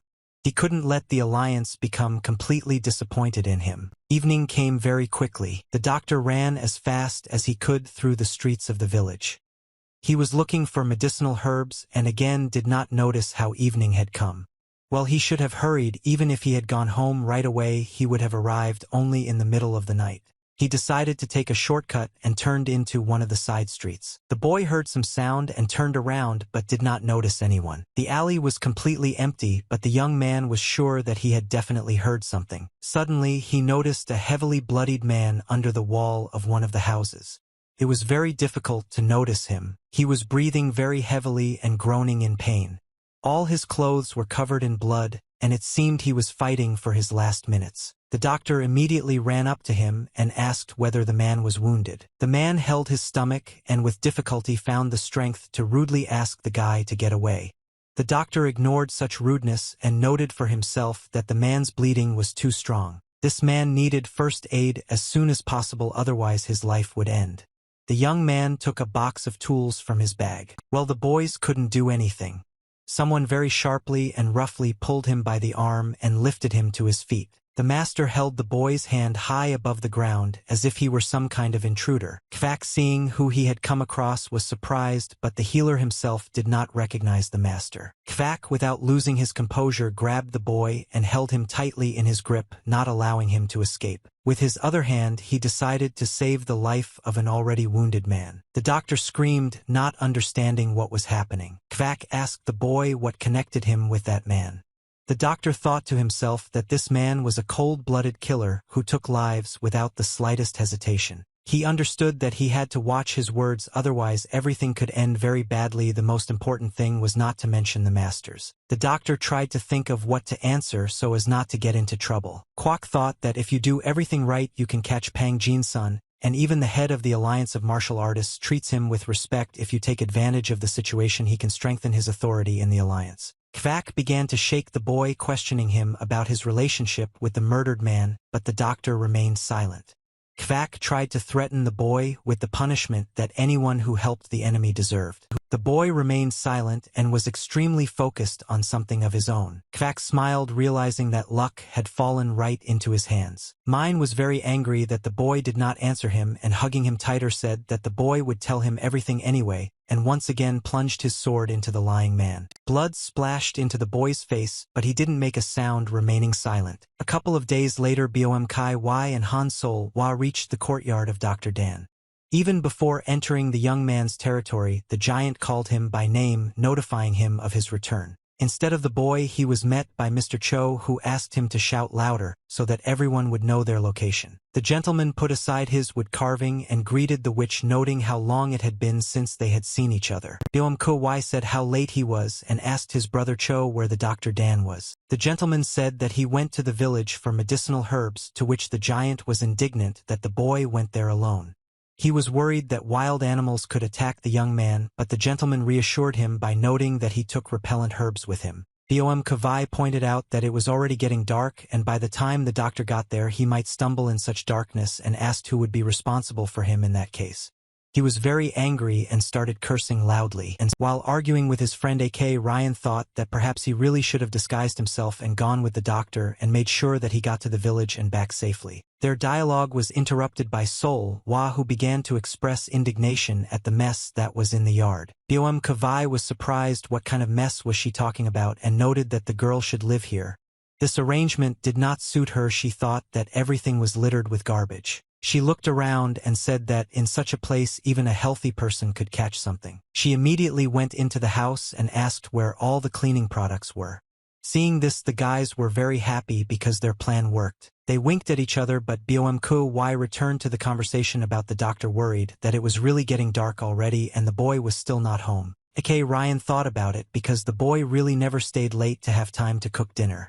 When dinner was mentioned, Boem Kavai noted how hungry he was. Mr. Cho himself began to worry a lot about the doctor, but for now he just silently hoped that he was okay. Meanwhile, the doctor was in a tavern called the Blue Flower. Kvak locked the boy in a room to interrogate him. Not far from them was the corpse of the man from that alley. Kvak doubted the veracity of the boy's words, claiming that he accidentally met the wounded man and wanted to help. He openly said that he did not believe the boy and was waiting for him to tell the whole truth. Dan AK did not understand how long this man would ask the same question and decided to remain silent this time. But Kwak was a very cruel and rude person. He grabbed the boy by the hair and pulled. Kvak said that when an adult asked questions, the boy had to answer them. The doctor only said that the alliance of martial artists was truly fair and honest. These words made Kwak even more angry. Although it was true and the alliance lacked honor, well, it hurt the pride of the squad leader. Kvak took out a knife and threatened to cut the boy's throat if he did not answer all the questions obediently. He made a small cut and let a few drops of blood to really scare the boy. Dan AK shouted that he had already told everything and warned that if he was asked that very question he would not answer anymore. This seriously enraged Kwak, and cursing the boy, he made a move to stab the guy with a knife. But he was interrupted. Deputy Captain Jan knocked on the door. She reported the arrival of a messenger from Jin Song's medical house. Jin Song himself came to the inn to meet her. Kvak was very surprised by such guests and thought that apparently this gentleman was very worried about the boy. Dan AK shouted that Mr. Pang should not be touched and not dragged into this showdown because he had nothing to do with it. Kwak the echidna smiled and promised that they would still have time to figure this out. Dan couldn't do anything about his situation, and it made him very angry. He quickly guessed that Kwak had planned to lure Mr. Pang from the very beginning and asked about it directly. Instead of answering, Kwak hit the guy on the head with just one thumb, which was enough to stun him a little. Kwak said that such matters should not involve children and that adults should sort things out themselves. A young guy was running along the road that led out of the forest. He ran with all his strength, heavily out of breath from the very long journey at such a pace. He kept telling himself that there were only 15 minutes left. He was afraid of not making it and tried to speed up as much as possible. He was just drinking with his men when suddenly trouble happened. The leader of the AI faction, Sojak-san, said that he treats everyone because the opportunity to relax was very rare. Everyone was flattered by such generosity. He was praised, and his martial arts also deserved special respect.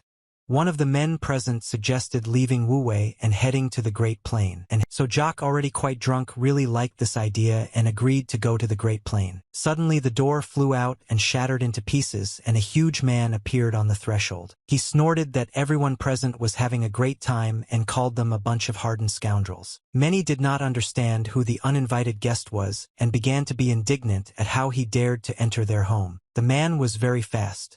No one had time to notice how he moved from the entrance to their leader. The leader himself understood that a martial arts master had come to them, but he still didn't understand what he wanted. He tried to raise his head and look at the unpleasant guest and asked who sent him, to which he received the answer that the man was on his own and he had a proposal. He expressed hope that he would not be denied service and squeezed the leader's head so hard that he screamed loudly. The man ordered to find out everything that happened in the village regarding the child named Dan AK's son. The faction leader screamed and complained about how hot it was for him. The man did not stop this torture and shouted to the people that they only had an hour, and so one of them hurried to the village as fast as he could in order to at least find out something and not die. He burst into the room shouting that his people had managed to find the child. The leader looked at him but did not answer. He only tapped his finger on the table. He was informed that the man had set off on a horse and would probably be with them soon.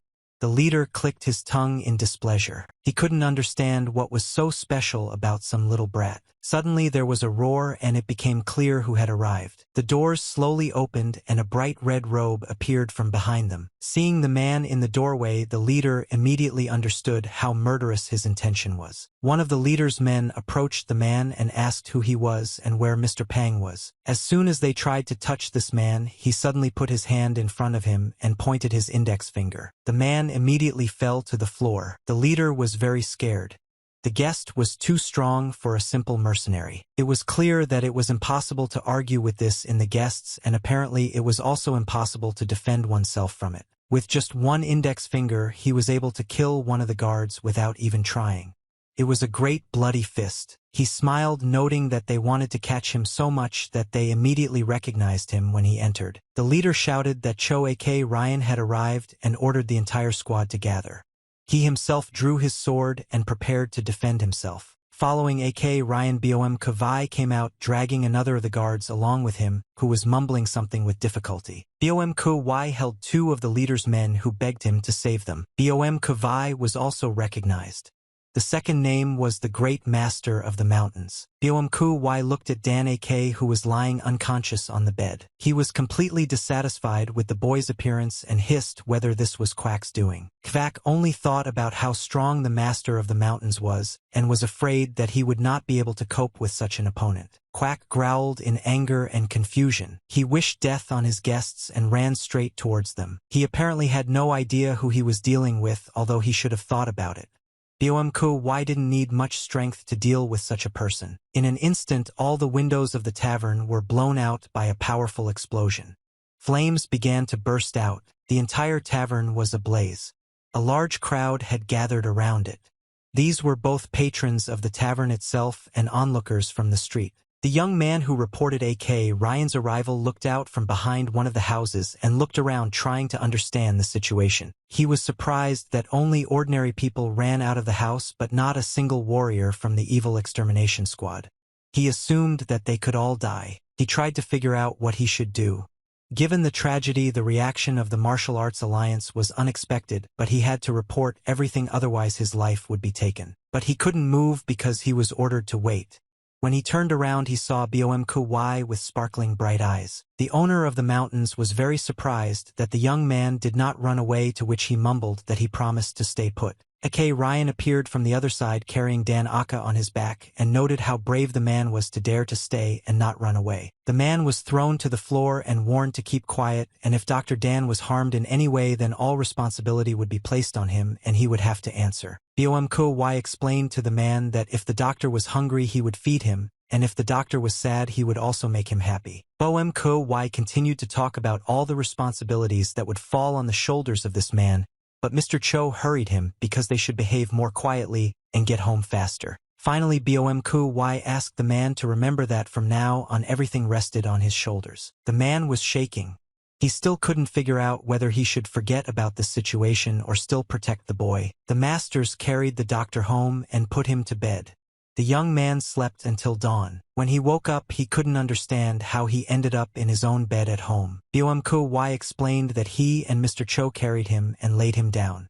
Afterwards, Mr. Cho asked how the boy was feeling and if he was in any pain. Dan A.K. replied that he was fine but couldn't understand how they brought him home if they weren't allowed to go out in public places because of the Martial Arts Alliance, which definitely wouldn't let them go just like that. Mr. Cho smiled and explained to the boy that they had resolved everything like adults by simply talking and nothing terrible had happened. Dan A.K. looked at the masters and said that she didn't believe them at all. Sol Hwa entered the room and intervened in the conversation, saying that she personally spoke with the Alliance. She noted that unlike those two, she was not a cruel martial artist like the 10 great villains. The boy smiled, quickly realizing that the girl was the patient the masters had spoken of, and introduced himself. The witch gave her name and asked to be called simply Auntie. The boy jumped out of bed and started talking about the sound that echoed in his head and that his parents told him about it. He happily exclaimed that it was a technique that martial artists used for secret negotiations. That meant the girl was a strong master. Biomku why a little jealous of the boy towards the witch snorted considering that there was nothing special in this transmission of sound. Mr. Cho noted that if he were completely cured he would also use such a technique. Dan AK turned to his aunt and telling her that he had had some difficulties yesterday asked if she would mind if he quickly washed up and prepared to check her condition. The girl agreed without any problems and the doctor promised that he would return immediately. AK Ryan emphasized that the boy was very strong in spirit and Bom Kavai agreed with him, also noting that it was too hard for the child's body. Sol Wa was surprised that this child actually inherited the healing techniques of the divine and demonic healers. She looked at the masters and thought that since these monsters were so obedient it meant that everything was not so simple. The girl turned to the men and told them to build a new house for her since they had nothing to do. Bom Kawai was indignant and asked if she was completely out of her mind at that age. The girl looked at him and asked if it was necessary to tell anyone about what Tanya had done last night, that everything was soaked with the smell of blood. Mr. Cho immediately pushed the owner of the holes to leave the room in order to immediately get to work. Despite the fact that the girl wanted a new home for herself, she decided to clean the doctor's house as well. She hated it when the house was dirty. Soon the doctor returned and began to examine the girl. He didn't just feel her pulse, he felt her condition completely. The doctor was very surprised and noted that he himself could not believe it. He explained that the girl not only did not want to talk, she really could not do it. The doctor said that the treatment would take more than 1 day if it could be called that. The boy was confused and warned that he could not guarantee any results since he was seeing such symptoms for the first time. The girl thought that if there were divine and demonic healers in front of her, they would say the same thing, she simply shouldn't hope for anything. The doctor then said that although this was not comforting, all he could do was to partially restore the girl's voice, which greatly shocked her. She was amazed that she had at least some chance to speak. The doctor explained that he could not cure everything at once, but little by little it would be possible to restore her health. And of course it was not a complete cure. He explained that it was necessary to stop the flow of cold energy coming from her meridians, then he would be able to stimulate her nerves and muscles to increase their activity. The girl was surprised that this was possible. When she asked about it, the doctor simply ignored her question and suggested that she start the procedures immediately. He took out his set and began to place them in specific places on the witch's body. A little while later, the doctor noted that the progress was good and they were already finished with acupuncture. He asked the witch to pronounce the letter A and explained that she should imagine that she was slowly taking a deep breath and then inhaling. The girl tried to pronounce this letter but then noted that it sounded like scraping metal. Well, the boy praised her and asked her to continue in the same spirit. The girl obediently began to try again and again to utter at least the slightest sound. Soon a miracle happened. The woman who had been unable to speak for years was able to pronounce the sound of the letter A. Hearing that she had succeeded, she began to repeat it over and over again. The boy's eyes lit up. He was glad that the changes were already visible. The girl turned to the doctor and asked if she had said that and realized that she was not transmitting information but speaking out loud. The boy smiled and noted that she could speak. The girl continued to repeat the sounds. She thought about how long she had not heard her voice and was so amazed by such a phenomenon. The doctor asked the witch to lie down, explaining that he needed to examine her more closely. He carefully placed the witch's hand in the correct position and asked her to relax. He asked her not to open her mouth or move, even if she felt something strange, and explained that Mr. Bom and Mr. Cho did not feel anything, but some might have been ticklish. The girl did everything as her doctor asked and thought that the child in front of her really did possess incredible knowledge and skills. Until then she knew no one who could help her and could never have imagined that just a child could give her a chance for a cure. The doctor carefully monitored the girl's heartbeat and applied skills that were supposed to help her. The boy was extremely focused. He had no martial arts skills who knew about training the spirit to achieve non-existence. The witch stood up and asked how he learned it, noting that he had no martial arts. The doctor explained that if you trace the history of the development of medical skills, you can see that they were connected with martial arts. He said that in the world of martial arts there were several methods of improving internal energy and an infinite number of techniques for training it, but the basic principles in the world of martial arts and in the world of medicine were similar. He went on to say that Taoism had many branches, but the main philosophy that ran through them all was one.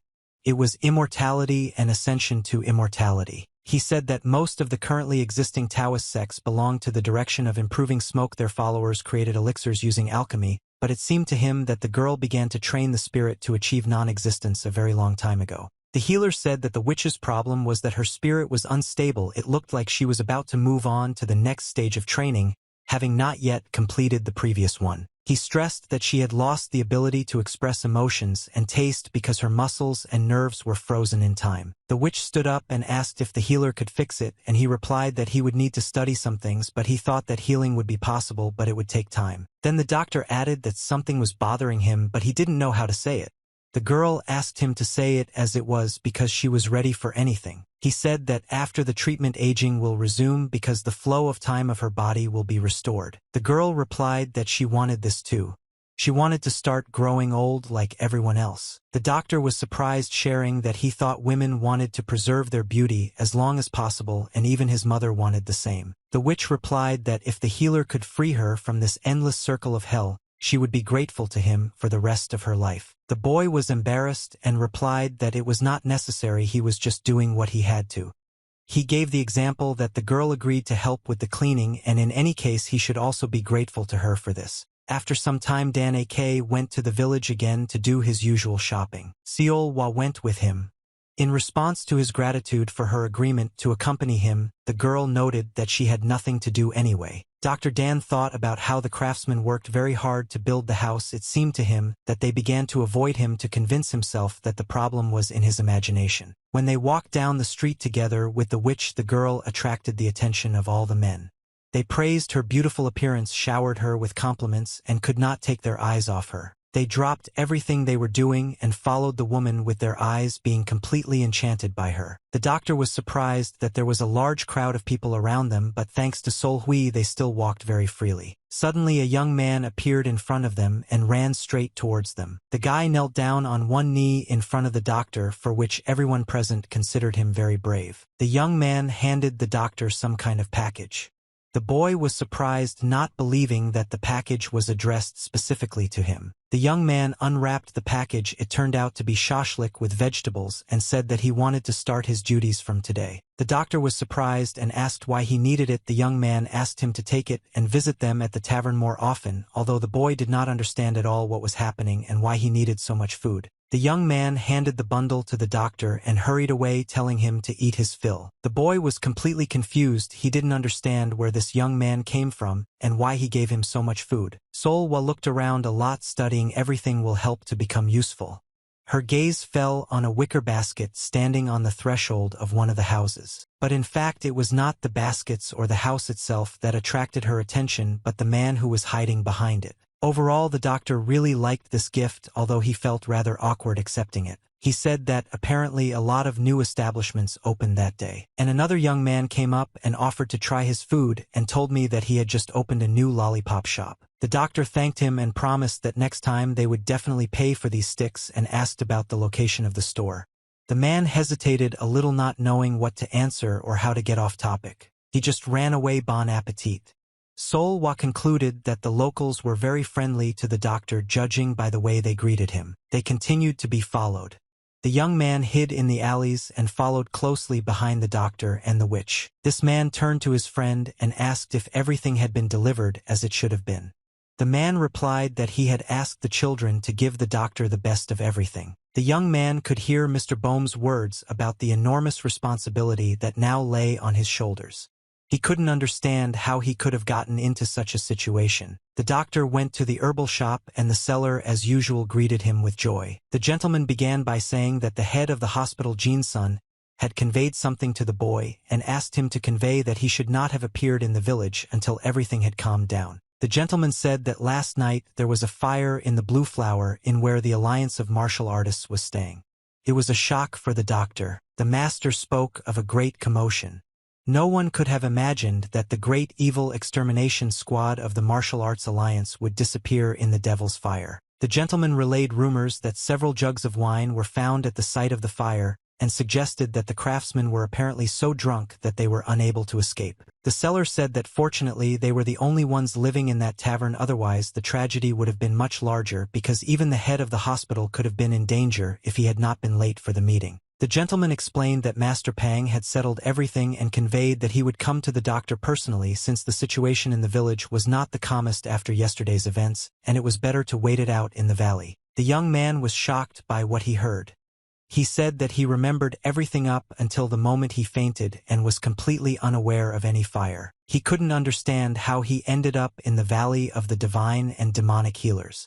The boy was grateful to the seller of medicinal herbs that he now knew everything because the masters who lived in his house only changed the subject. The seller approached the doctor with some concerns. He let it be known that Wang had brought that same 200-year-old wild ginseng. Hearing this, the doctor was very happy and said that he would take it immediately. The boy was incredibly happy with this news, not taking into account the news about the fire. He was glad that he was able to get hold of such herbs, thanks to which he could heal his guest. The witch said that the doctor was rather arrogant and she did not think that he would spend all 10,000 silver just on ginseng. Here the doctor came to his senses. He needed to buy a lot more. He was so happy about the ginseng that he forgot about everything else and now didn't know what to do. Sol Hua remembered a saying. They said that those who knew true wisdom sometimes seemed like fools, and the same was true for the doctor. The girl paid attention to the amount of food that was given to the doctor and noted that at least he would eat his fill. The boy confirmed that this was a real stroke of luck. The waterfall, as always, made a loud noise and foamed as it flowed into the river. Right under the stream stood A.K. Ryan and thought about what trouble the healer Dan had gotten into. He smoked himself for dragging the boy into trouble with the alliance of martial arts masters in a cruel world. Those who were all alone needed to be able to defend themselves. The gentleman decided to teach the Dr. Dan martial arts so that he could stand up for himself if necessary. Dr. Dan was busy with his household chores. He put the kettle on the coals and waited for everything to be ready. He sat nearby and used a fan to keep the coals warm. He was called again, and he hastened with displeasure to find out what was going on. Outside, the masters argued again. Sol Hua called the doctor. Bom Kavai scolded A.K. Riang for wanting to make a disabled boy, and he denied everything. Sol Hua explained that the masters could not decide which of them would teach the doctor martial arts and noted that they were hopeless. The doctor had no idea that he was about to learn this. Mr. Cho asked the boy who he wanted to choose as his teacher. The boy came up to them and said that he had heard that talent was very important in martial arts, and that they also said that one should learn martial arts from childhood. Bom Kuy confirmed that they usually started around age 7, but it was never too late.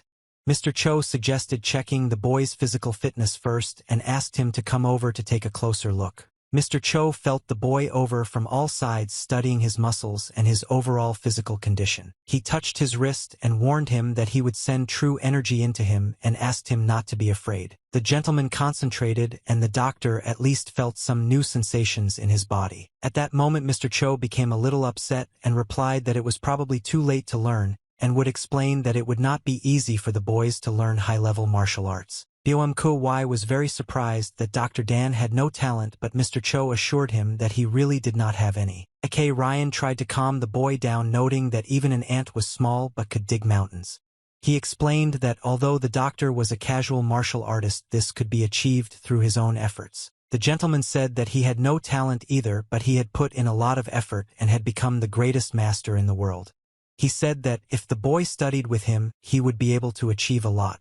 The gentleman said that one day Dan A.K. might surpass him and become the next greatest master. Sol Hua intervened in this conversation and noted that this was all rather dubious. The girl noted that A.K. Ryan talked too much and sounded too desperate. The girl took the boy's hand in hers and decided to try to do everything herself. The masters watched what was happening in bewilderment. Suddenly, the girl's eyes were pierced by something like a spark. She hugged him tightly, almost grabbed the boy, and screamed that this child was hers. A.K. Ryan reminded that the girl did not want to participate in everything, but she interrupted him and replied that she had changed her mind and could not give them such talent. Bom Kavai, hearing the witch's words, attacked A.K. Ryan again and began to swear that he lied again. In fact, the healer had talent. Mr. Cho decided not to entertain this dispute and suggested that they let Dr. Dan decide which of the three he would choose as his teacher. Bom Kuy really wanted to become the boy's mentor and tried to knock the others out of this game. Sol Hua, hugging the boy by the shoulders, emphasized that giving a child with such talent to masters is simply irresponsible. Her conscience as a martial arts master simply will not allow this to be done. Bom Kavai became even more indignant, and the girl, looking at him menacingly, offered to take the boy away from her. Bom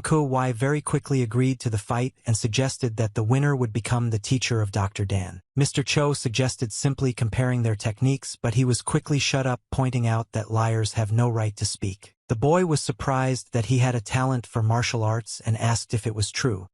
Ryan explained that his physique was very rare, but even the most talented masters could not compare to him. Sol-Wa noted his anterior median and posterior median meridians, and that his mysterious path of life and death was already open, and the 8 marvelous and 12 main meridians were also well developed. The boy replied that in some way he already knew about this since his mother, when she was pregnant, took various elixirs on purpose. Immediately after birth, he underwent a purification ritual.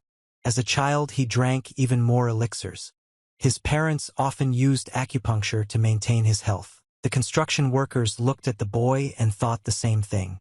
Alyakolya was a great talent as a martial artist as expected. Dan asked if he really had to choose only one master, to which Mr. Cho replied that since all the techniques were unique, he would have to choose. The boy concentrated and thought for a while, going through every available option. After a short time, Dan informed that he had made a decision and did not want any of the masters as his teacher. The masters were very surprised and began to ask why the boy chose this particular solution. He explained that if he becomes a student by choosing one of them, then both will be offended, but he doesn't want that.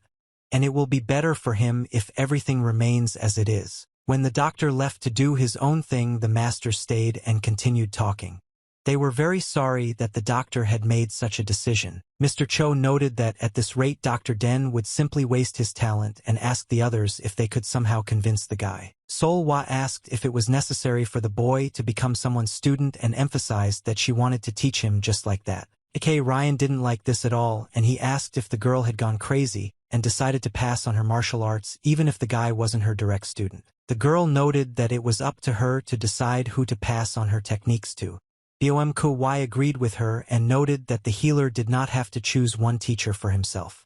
Ryan shamed him for saying such things in front of his master, but Mr. Bom asked why he should be ashamed if his master only wanted one thing: that he mastered martial arts perfectly and that the healer should be trained as well. Sol-Wa noted that Mr. Cho himself called the boy his benefactor, and some martial arts could not compare with that.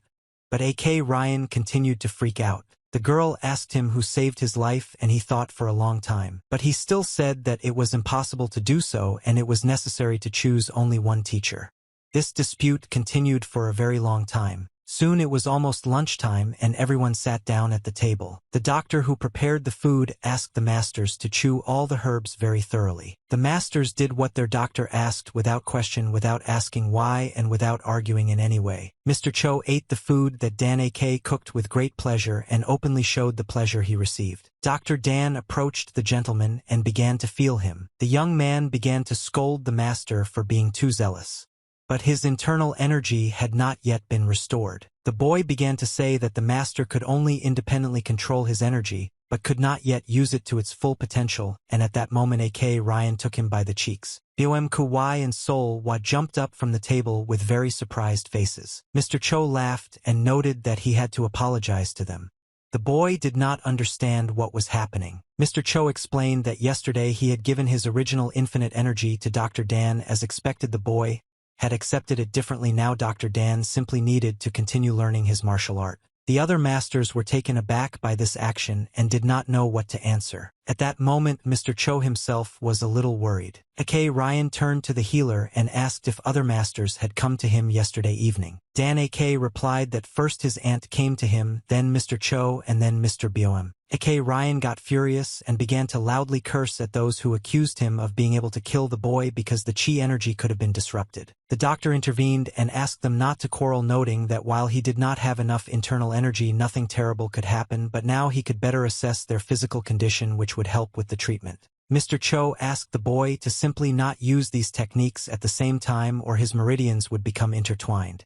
Dan assured him that there was no need to worry, and that he would not do anything harmful to his body. At that moment, the boy suggested that they all study martial arts together, which somewhat confused the masters. The doctor confirmed that he would like this and explained that the ant had excessive yin energy and Mr. Bom had yang, and because of this the harmony of yin and yang was disrupted. With Mr. Cho, it was completely different because his energy was concentrated right in the center. The doctor suggested that if they studied these martial arts together, it would not only help their healing but also contribute to the development of martial arts. The boy said that his mom and dad did the same. They studied each other's techniques, did not try to exchange healing skills, and their paths were too different. But one day they had an incurable patient. Neither divine nor demonic doctors could cure him. Not only did this man have an advanced chronic disease, he was also poisoned. When his parents tried their best to rid him of the poison, their chi energy was disrupted. It was very difficult for them, but they managed to save the man, and then the divine and demonic healers treated the patient together for the first time. The boy shared that his parents often argued but also shared experiences during treatment, and then the patient recovered and returned home. Mr. Bom thought that all this was against the rules, but the martial arts of his acquaintances were useful. Mr. Cho thought about the same thing. Bom Ko said that overall there was no difference, and since Dr. Den says so, they should do it that way. Sol Hwa agreed with him, noting that if it helps, she agrees to everything. The doctor was delighted and officially stated that they would then study martial arts together, and received a question from Mr. Cho whether he wanted to eventually learn the best technique. The doctor smiled broadly and replied that he would learn the technique that they would study together. Mr. Cho smiled and asked the boy if he wanted to create a new kind of martial arts. The doctor replied that, with the level of martial arts mastery of all the masters, it was quite possible and would definitely be useful in treatment. Mr. Bom asked what the boy would do if nothing worked out, and he replied that he would simply stop practicing martial arts, and this did not upset him at all. He went to take the dishes and left all the masters alone. They were completely confused because they did not expect that the boy would make such a decision himself. A.K. Ryan said that the original was infinite, noting the guy's abilities. Then the gentleman said that without established rules they had no restrictions and thought about it. He went on to say that without the rise of the fallout there was no progress, and that was where the strength lay. Mr. Cho recited a mantra to awaken internal energy. A.K. Ryan stated that if they decided to do this, they should do everything as it should be. For the sake of this child, they should try. He drew everyone's attention to the boy and emphasized that he had tried his best for them so far, and that he personally could not lose the boy's trust. Bom Ko agreed with him and said that he wanted to pass on his martial arts only to the Dr. Dan, and no one else. The witch joined him and said that she also did not want to disappoint the boy. Now these three were for one goal. They had to work harmoniously and quarrel and argue with each other as little as possible. Meanwhile, a man came out not far from the doctor's yard. Come out of the bushes, he exhaled heavily and noted that it was still very dangerous to walk in these parts. He walked forward with pleasure and looked around, rejoicing at what he saw because he had not been in these places for a very long time. For him, this place held a lot of memories, and it seemed that he was about to hear the screams of his masters. Suddenly a thug jumped out in front of him and warned him that it was better not to move. It was Mr. Bom. The man did not expect such a meeting and began to ask who was in front of him. Mr. Bom replied that he was the one who should ask such questions of uninvited guests. Mr. Bom asked him to give his name and threatened to cut off his head otherwise. Mr. Pang became a little tense but still asked him to tell the young lord of the valley about his arrival. Bom Ko was surprised that this man knew about the doctor and asked her if he was the Alliance's messenger. Mr. Pang explained that he had known the boy for many years and had nothing to do with hookah. A.K. Ryan appeared behind Mr. Pang and warned that if the doctor said that he didn't know this, then he wouldn't leave the valley alive. Mr. Pang, not wanting to get involved in any conflicts, asked if they could simply inform Dr. Dan of his arrival. A boy's voice was heard shouting that he knew this man. Bom Ko immediately calmed down and became softer. Mr. Pang asked the young lord how he was doing and smiling emphasized that now he needed to be called lord since the boy had grown up and was no longer a child. Sol Hwa turned to the boy and asked if he knew this man for sure. The doctor replied that this man was a student of his parents and was a good person. He should not be drilled with a frightening look. The boy turned to Mr. Pangu and asked what brought him to the valley. The boy did not expect him to come without warning, and now he knew that all the masters were here. Mr. Pang smiled and noted that of course he knew that the young lord had comrades, but he definitely didn't expect to see this. Still, the masters took Mr. Pang to the doctor. The boy noted that the gentleman was most likely very surprised by such a meeting, and explained that these were his patients who were staying with him during the treatment. Mr. Pang said he now understood why the boy had been avoiding him. He noted that he understood that the boy had wanted to become independent but had apparently gone too far. The doctor apologized and noted that Mr. Pang was simply very unpleasant to him. The master ignored this and asked if his guests were the Bloody Fist and the Mad Master of the Mountains. He understood from the boy's expression that he was right. The gentleman understood where these people had been hiding from him all this time. The doctor did not understand how the gentleman could have found out about this. The gentleman explained that rumors about the Great Bloody Fist had spread throughout the village. In addition, the doctor himself began to buy other medicinal herbs that were used for seriously ill patients. The boy explained that these people were seriously injured, and if he had not come to their aid, they would have died. The gentleman emphasized that he was not saying that saving people was bad, but on the contrary, he was impressed by the abilities of the young lord of the valley. Mr. Pang asked the boy to let him help him. He noted that he now knew his secret. And could the boy really drive him away? The doctor replied that he did not want to expose the master to danger. The gentleman replied that he understood what the young lord was afraid of, and therefore took some measures before coming to visit. The gentleman assumed that the young man was probably expecting him to go to the meeting with the Alliance because of the incident with the Hall Destruction Squad. He said that he vouched for the healer and everyone had to believe him. Dr. Dan asked the gentleman how he could be connected to the Alliance of Martial Artists. The gentleman explained that the members of the Alliance were the most important clients of his hospital, and that the youngest daughter of the head of the Alliance was currently being treated by him. It was very surprising to hear. The masters eavesdropped on the entire conversation behind the door and were sentenced thanks to the transmission of information. Bom Ku shared that he knew that the man was somehow connected with the Alliance, and Sol Hua emphasized that apparently he really was familiar with the Alliance. Mr. Cho thought that the hospital had recently become very famous, and apparently the two masters were completely unaware of it. Mr. Pang told the young man that if he does not support the Alliance, then he will go against him, and they will be in the same boat. The young man asked why the gentleman is doing all this. The man smiled and asked who could leave his family in trouble. He specified that if he was asked to leave, it would be tantamount to certain death. The doctor promised that he would not benefit anyone and apologized again, noting that it was probably because of him that they had to go through a lot.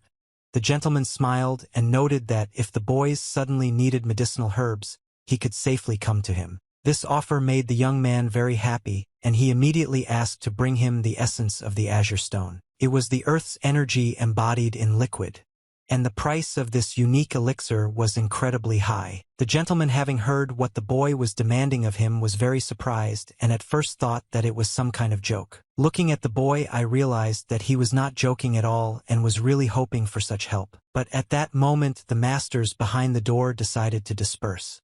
Mr. Cho replied that they would soon see this essence, but it was not intended for him.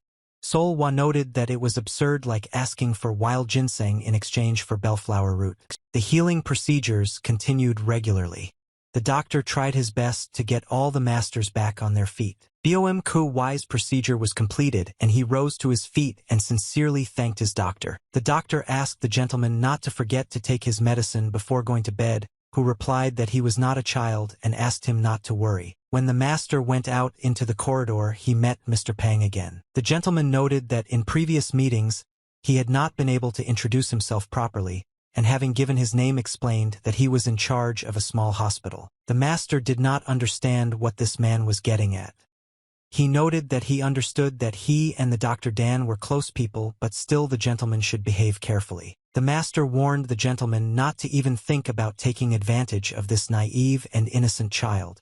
The gentleman was very surprised by such a warning and assured that he had not even thought about it. The master decided that a simple warning was not enough and created a real threat, promising that the master would have a very hard time if the child was harmed. The master snorted angrily and walked away. Mr. Pang also distrusted Master Bom as much as he did him.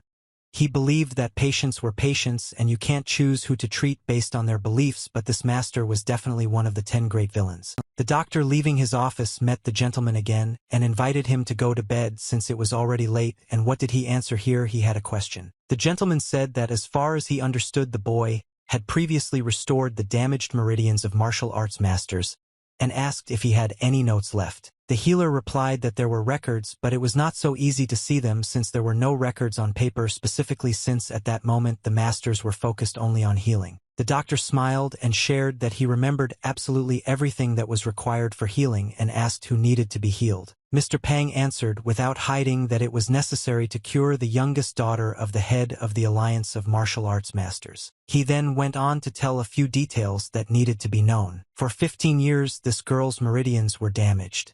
Dr. Dan knew that if a child had 9 damaged energy meridians, many of them died in the womb or did not live to be 1 year old. Most likely the girl had 5 or 7 damaged meridians. The gentleman shared that the problem was that the treatment was done at a distance and they were hardly supporting her life by stuffing her with all sorts of elixirs.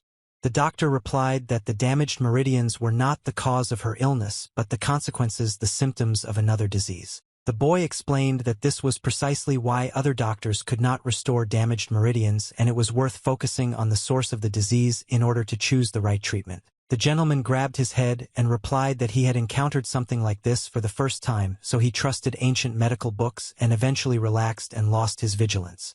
The boy asked not to blame himself because even his parents did not immediately come to this conclusion. The young man asked if the gentleman remembered how it was, and he said about one patient whose parents could not heal him and were ready to give up. The gentleman remembered that monk who, in addition to his chronic illness subsequently, had his chi energy disrupted in an attempt to repel the effects of the poison. The doctor noted that his symptoms were very similar to those of the gentleman's patient. His parents then united for the first time to save a person and understood how to restore damaged meridians. The gentleman was surprised and wondered why the parents of the Dr. Dan did not teach him this technique. The boy answered that he was not taught either, but he observed a lot and remembered it. The gentleman said that he was very sorry that he was not there then. Nasha smiled and said that there was nothing terrible about it because damaged meridians were a very rare case. At that moment it dawned on the gentleman that this technique was known only to the Lord of the Valley. It was not known whether there was a healer like him in the world. The gentleman was glad out loud that he had arrived on time and noted that it seemed he had not noticed the obvious all this time. The sun had not yet risen above the horizon when the doctor was already waking everyone up. He burst into the room and shouted loudly for the masters to wake up. These climbs were very difficult for the masters despite their strength. The doctor was excited. He jumped up and down and shouted something about the cause and symptoms and what was trapped. Mr. BOM was surprised and asked if that Pang had really thought of doing such a thing. The gentleman did not understand what the doctor was talking about and asked what kind of trap he meant by the mantra. The young man explained that everyone had their own physiology as well as their own meridian energy. The main meridians were similar for everyone, but the location of the additional meridians was slightly different. The style of mastering the internal energy differed from the style of the creator of this energy, and for the direction of the true energy according to the mantra harmony was violated, which is why theoretical knowledge differed from the real situation. The doctor explained that the stronger the true energy, the more differences and possible side effects. Mr. BOM wondered why only he had side effects but his master did not. The doctor suggested that perhaps his master had not reached the level that Mr. BOM was thinking about. The boy said that the aunt's additional meridians were concentrated in her hands and Mr. Bom's meridians were in her back, and as a result the true energy that was supposed to return to the dantian through the main meridian went astray, dissipated, and ended up where it shouldn't. At this point Mr. Pang joined them. The doctor immediately said that he had made the same mistake he had spoken about. He should have found the source of the disease and then prescribed the correct treatment, but he had only paid attention to the symptoms. The doctor explained that the real reason was the mantra of spiritual perfection that was not combined with additional meridians. Mr. Cho smiled and emphasized that now everything matched. The sources of these techniques of awakening internal energy are so ancient that it was impossible to remember when you were born. Those who were given martial arts continued to change, but the mantra itself remained the same, which is why many problems arose. Mr. Cho said that his master's technique for awakening internal energy was close to the original, but his original infinite true energy was born later, and after studying countless techniques and learning them through trial and error, the master realized that in this case there were fewer side effects. This is why the masters began to quarrel again. But Sol Hwa thought and asked that if she found out the reason, then healing would become possible. The doctor replied that he had found out the source of the disease and now understood how to treat it, but there was still a small hitch. The doctor, with a very dissatisfied face, replied that this would require a lot of elixirs, much more than they were using now. Mr. BOM was very surprised and asked again whether the doctor was absolutely sure that he would need a lot of elixirs. He explained that they needed to conduct the true energy to the correct meridians, but they couldn't get to them because they hadn't been used for a long time. In addition, the body had already adapted to this method of spiritual improvement. Therefore, to free the blocked meridians, many elixirs will be needed. Mr. Pang, listening to this, came up with something. He turned to the healer and noted that the Alliance of Combat Masters had more than enough elixirs. He explained that the head of the Alliance had been collecting healing supplies for his youngest daughter throughout the Central Plain, and that the boy could also receive them since he was treating the patient himself. The gentleman explained that at this rate the girl would die, and even those elixirs that somehow supported life had already stopped working. Mr. BOM intervened in their conversation, not liking the idea that the healer was going to treat the daughter of the leader of the Alliance, reminding him of how the evil destruction squad had treated him. The doctor looked at the master and asked how he knew about this, since no one had personally told him about it. The master realized that he had miscalculated a little and began to invent a story that he had met a hunter from the village, and he said that some kind of disorder was happening in the village, where Measles did not suspect anything and answered that everything was so. All the masters together breathed a sigh of relief that the fictitious story worked. Mr. Cho thought that the daughter of the Alliance leader would not go to such a remote place all alone. There should have been a lot of escorts and warriors with her. He asked, meaning the summer that the doctor needed to go to the patient. Dr. Dan replied that he could not leave the valley because he and his aunt needed to continue their treatment. Mr. Pang said that he had a proposal. He suggested that the masters could set out on their journey with the doctor. Mr. BOM accepted this rather hostile proposal and began to ask Mr. Pang who he was, that he decided to tell someone how to live. Mr. Pang replied that if Dr. Dan does not help the daughter of the Alliance, she will die, but if he saves her, it will help them all. A.K. Ryan agreed with this, but pointed out that he was not sure that he would be able to hold on. When they saw the head of the Alliance what to say about Mr. BOM, Mr. Pang smiled and expressed his hopes that the masters would agree to this path for the sake of Dr. Dan. The master explained that the head of the Alliance of Martial Artists was the only one who could grant pardon if something went wrong. Only with them the Lord of the Valley would be safe. Mr. Cho asked if he meant their business with the Alliance. BOM Kuwai agreed that even if something happened and they were discovered, Dr. Den would be able to escape thanks to their presence. Mr. Cho thought about his words and decided that in that case they should all set out on their journey together. Sol-Wa hugged the boy and replied that she didn't mind. Mr. Pang thanked everyone and offered to prepare everything for the trip.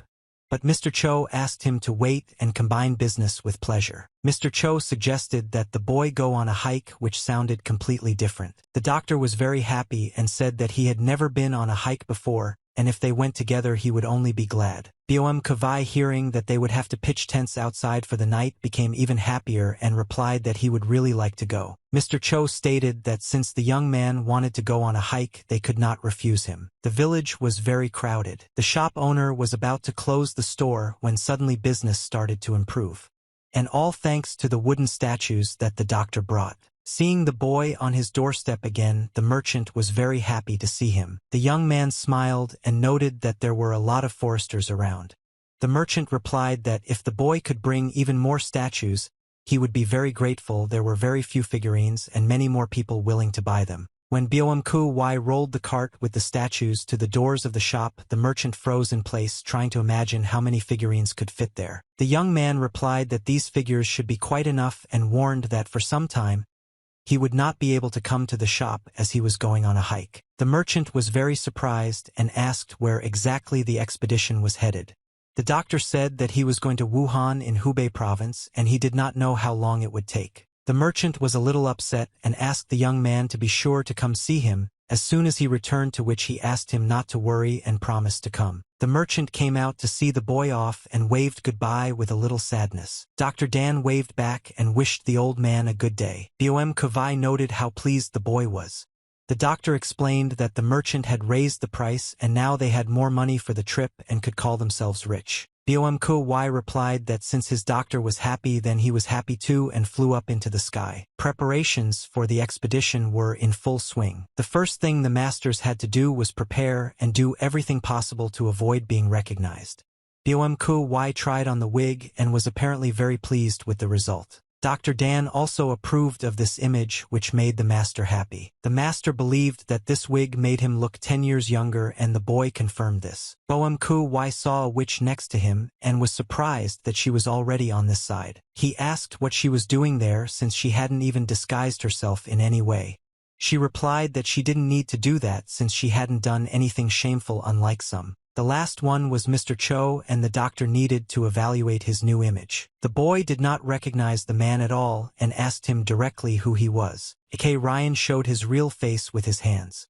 The transformation was the best. These changes delighted the boy. A.K. Ryan took off his mask and smiling handed it to the doctor so that he could take a better look at it. Bom-Ku-Wai even got a little worried because the mask was made of real human skin, and he wondered when he managed to make one, to which the gentleman said that he took this mask from a ghostly demon. Bom-Ku-Wai realized that they were probably talking about a genius of disguise and noted that they had not heard anything about him for a long time and perhaps he had retired. Mr. Cho replied that the genius had died about 5 years ago. Bom-Ku-Wai asked where he knew such information, to which A.K. Ryan smiled and replied that he himself had killed him. Bom-Ku-Wai replied that he was now even jealous of such a mask, and now it became clear where he got it from. Mr. Cho got a little upset and asked if he really thought that this murder happened specifically because of the mask. The masters were left arguing with each other again. Sol-Wa approached the boy and covered his ears so that he would listen less to such swearing. When the selection of new images was finished, everyone went out into the yard. Mr. Cho noted that from that moment on they were employees of Jinsung's hospital. The mountain master said he had made up a name for himself and asked if it was plausible. The girl suggested simply calling themselves Villains Number 1 and Number 3, emphasizing that the mountain master was Number 3. He got furious because of this and started shouting that he deserved to be Number 1, and in real life he was Number 2, and since Brother Cho was in bad condition his honorable place was first. Brother Jong smiled and reminded him that out of 10 great villains only 4 had survived and asked if the Master of the Mountains still wanted to be Number 1.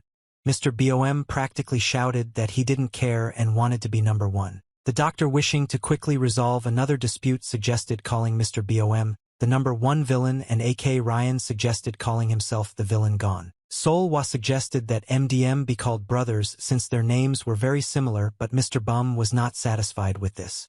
He started to wail again. Their argument was interrupted by Mr. Pang, who informed her that he was ready to leave. The doctor said that they had not yet managed to pack their things. The master asked everyone not to hurry. Why else was it necessary to inform the Martial Arts Alliance about the arrival of a new doctor? He said that meeting the best doctor in the entire Central Plain was a real event. At this point the boy asked to stop all the praise. The man turned to the Lord of the Valley and informed him that he was already leaving. The boy waved both hands at the man and promised to see him soon. Mr. Pang thought that everything was very strange in the world of martial arts. Patients like the boys were considered gods of death. What was strange to him was that when the masters looked at the Lord of the Valley, he did not feel any threat, and he even had doubts that they really were one of the 10 great villains. He had no choice but to trust and move on. Soon after following Mr. Pang, the Dr. Dan and his masters set out on their journey. Along the way the young man collected various herbs. Watching the boy, Mr. Bom asked Mr. Cho if they were doing the right thing. A.K. Ryan asked what Bom-Ku-Wai meant.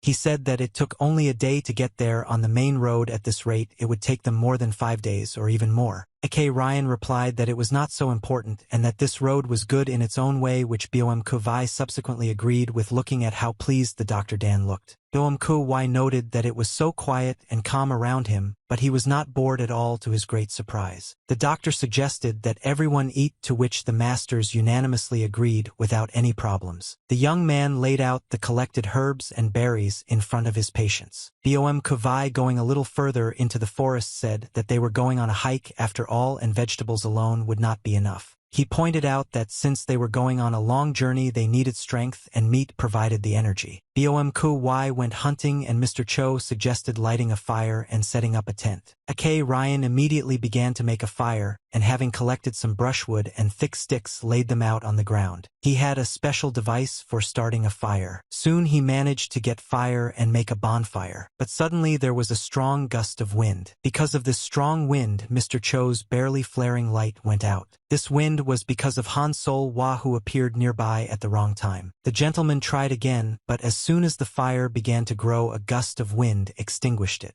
The gentleman was already starting to get angry, and turning to his sister, he began to scold her. The witch was showing off her skills to the healer, which is why the strong wind was choking Mr. Cho's fire. The doctor was delighted. It was the first time he had seen mosquitoes caught in such an interesting way, simply by placing them in a kind of ice chamber.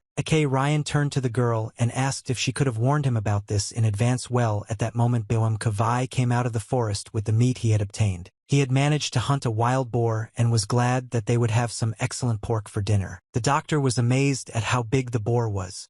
Kavai discovered that there was still no fire and began to curse what Ryan had been doing all this time. Kawai suggested to their weak brother Cho that in that case they cook the boar and he himself would take care of all the other chores. After some time the fire was lit and the meat was almost ready. Everyone sat around the fire and waited for dinner to be ready. As soon as the meat was ready, everyone pounced on it because after a long journey through the fresh air, the appetite was wild. The doctor looked somewhere to the side, noticed some kind of light, and said that apparently someone else would be spending the night with them. Mr. Cho, licking the last bone, suggested taking a walk to speed up digestion and smiled. The doctor liked this idea and they immediately went for a walk. They reached the place from which that very light was visible.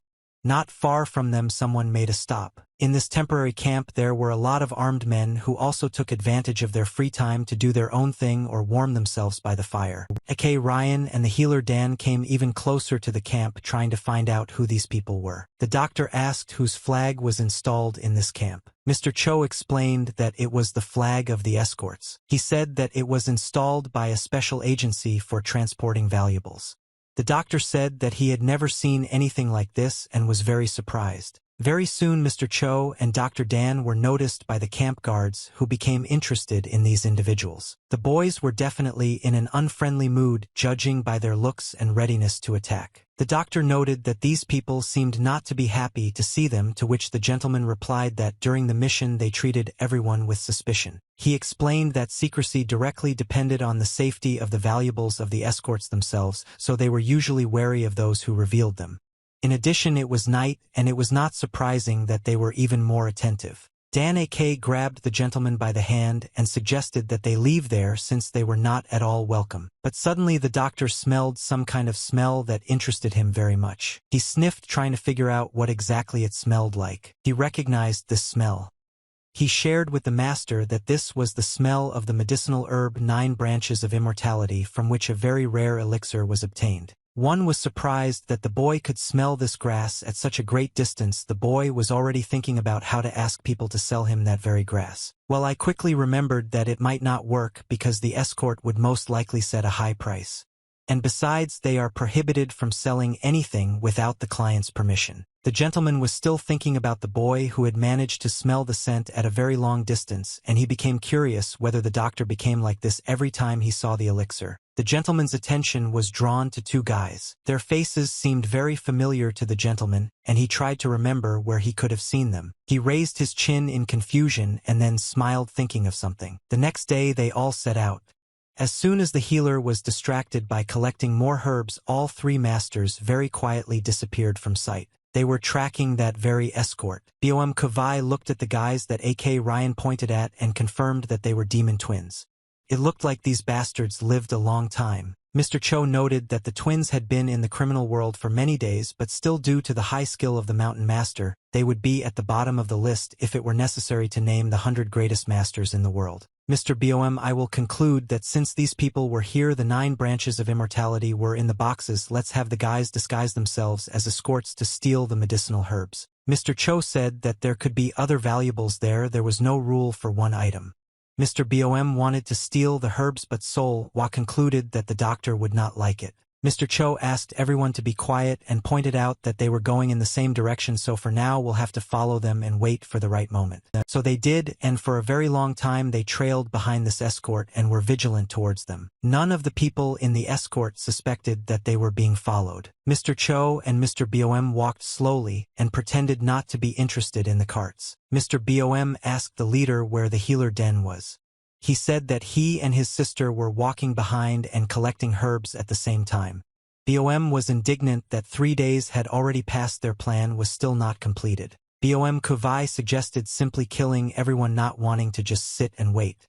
But the question was, how would Dr. Den react to this? The doctor ran up and asked what if these people weren't hired but specifically escorts were hired. He assumed that these guys were the clients who found escorts and then disguised themselves to protect their goods. Bom Kuvai got a little tense and asked the boy from what point he heard the conversation, and as it turned out he heard everything from the very beginning.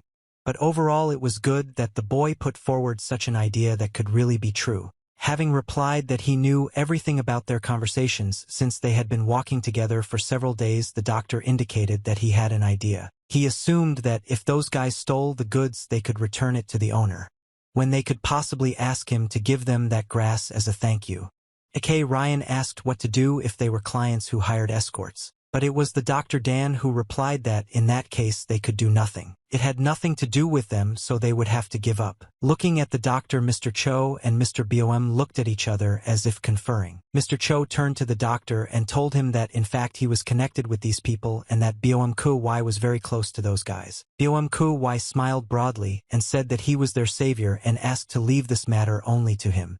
In fact, his hands just did not reach to kill them. In general, he considered it as a rescue. We had to wait until night fell and the escort set up camp. Almost everyone went to bed and were already on their 10th dream. Suddenly the demonic twins felt a murderous intent towards them and immediately woke up. They jumped up thinking that they were being attacked or were about to be. They tried to figure out where their enemies were and scanned the camp through and through. They were addressed mentally and called skinny and short. The voice came from the forest and asked to forget about the murderous intent to go to him. The twins were alarmed that their enemies used sound transmission. They tensed up even more when they realized that only one person had addressed them in this way. When they remembered the Mad Master of the Mountains, they immediately broke out in a cold sweat from the fear that had rolled over them. They ran towards the voice that continued to call them. They ran with all their might, almost falling, and could not believe that this was happening to them. Of all the possible people, it was the Master of the Mountains who found them. They were curious about what this madman was doing in this forest. We decided to first listen to what he wanted and then sort out the whole situation and stopped as far away from Bom Kuvin as possible. The master smiled and asked if the medicinal herb 9 branches of immortality was their product. The guys became even more tense and asked how he knew this. The eyes of the mountain master lit up as it became known that all the guesses were confirmed. He asked to give this herb to him and promised to go home peacefully. They quickly noticed the man's crazy gaze and began to carefully back away, realizing that they would not be able to defend themselves. They noted that Bom Kai Win's appearance had changed. It was definitely him, and they could only make one mistake and die. They didn't think long and weren't even going to argue. One of them, unable to withstand the pressure, immediately agreed to give the grass to the master. This amazed his brother and even more amazed Bom Kuvin himself, who had hoped to have a little fun. The guy immediately ran for the goods, but the other one stayed and voluntarily agreed to have his head cut off if he didn't return. Bom Kuvin slightly tensed up. He didn't understand why these guys gave up so quickly, and it seemed suspicious to him, and he immediately stopped the guy who went to get the goods. He told them directly that he understood that they were stirring up trouble and that something was clearly wrong, but he just couldn't figure out what exactly.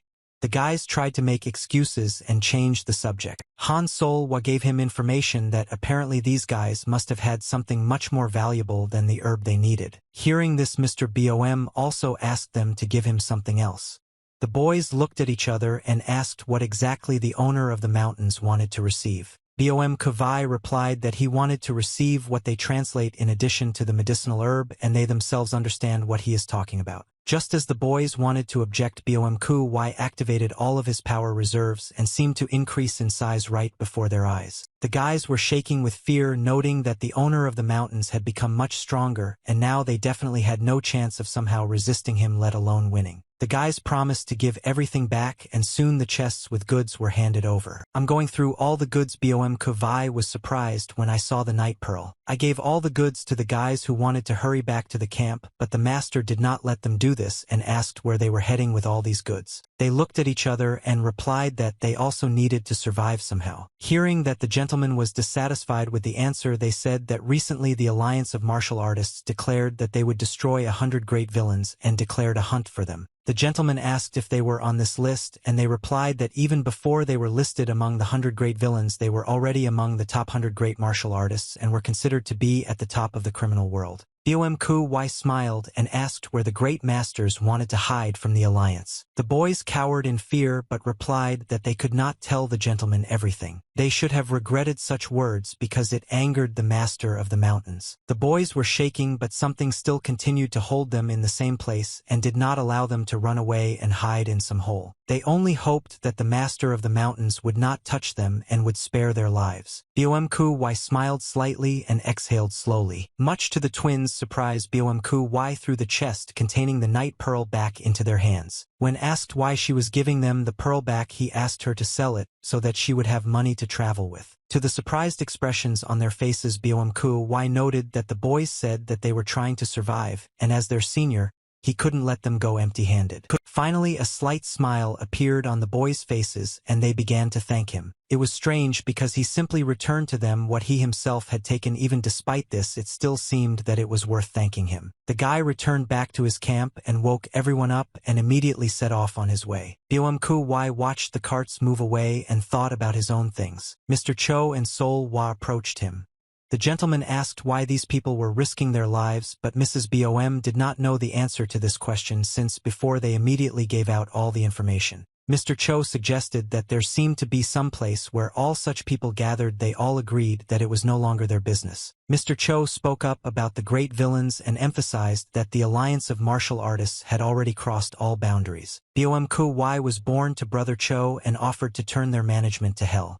Mr. Cho asked the answer whether he wanted to make a villain out of the Dr. Dan in the world of martial arts. Bom Kuvai did not hesitate to answer that they could not do that to the young man. In the morning, the healer Dan received his long-awaited herbs and was very happy about it. He laughed loudly and sincerely thanked all the masters and his aunt for such help. He danced with a chest filled with herbs, which seemed very strange to Mr. Cho. Sol Wa noted that the healer looked like he had received all the elixirs in the world, and the other masters agreed with her and all laughed at it. Suddenly Bom Kuvai cried out and offered to bring the doctor all the elixirs of the world. Mr. Cho noted that it was a good idea, but there were a lot of nuances.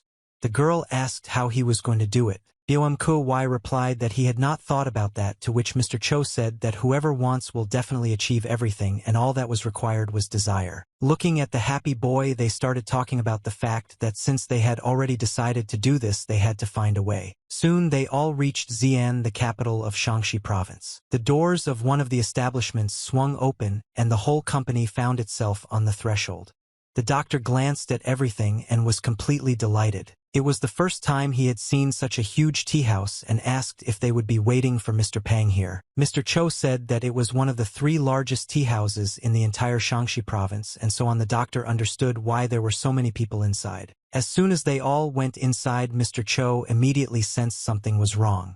Despite the crowd, he did not hear any noise or ringing laughter. The most suspicious thing was how everyone present looked at them strangely. Everyone had icy gazes directed at them and harbored murderous intent. The masters immediately realized that this could be a trap, which all the idiots from the alliance gathered together. Dr. Dan and his companions finally entered the coffee shop and sat down at one of the tables. Mr. Cho thought that if the people in the coffee shop had some kind of ulterior motive, they would be able to figure it out and react in time. People kept looking back at them and then immediately turned away if the gentleman was looking at them at that moment. Bom Kuvai noted that they were apparently not expected, and Sol Wa suggested that they were probably indeed from the Alliance of Martial Artists. A guy appeared at the threshold of the coffee shop and immediately attracted Bom Kuvin's attention. He seemed quite familiar to him, and he tried to remember who he was. He asked the others if this guy was Samu Sim. The doctor asked if Mr. Cho knew this man.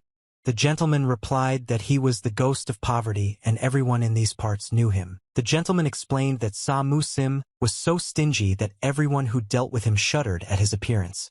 He was obsessed with money and his oppression reached such a scale that even Mr. Cho and Mr. Bom did not come close. Mr. Cho was indignant and corrected that he was simply being thrifty unlike the ghost of poverty. Sa Mu Sim entered the coffee shop, looked around, and immediately headed for the exit, which also seemed quite strange. Following him, all the men in the coffee shop jumped up from their seats and also headed for the exit. Most likely they were waiting for him because as soon as he took out his weapon they rushed after him. Now the masters understood who the alliance of martial artists was waiting for. Lord Cho said that even though he was following a dark path, the alliance had no reason to hunt him. Mr. Cho listened and heard the conversations from the next table.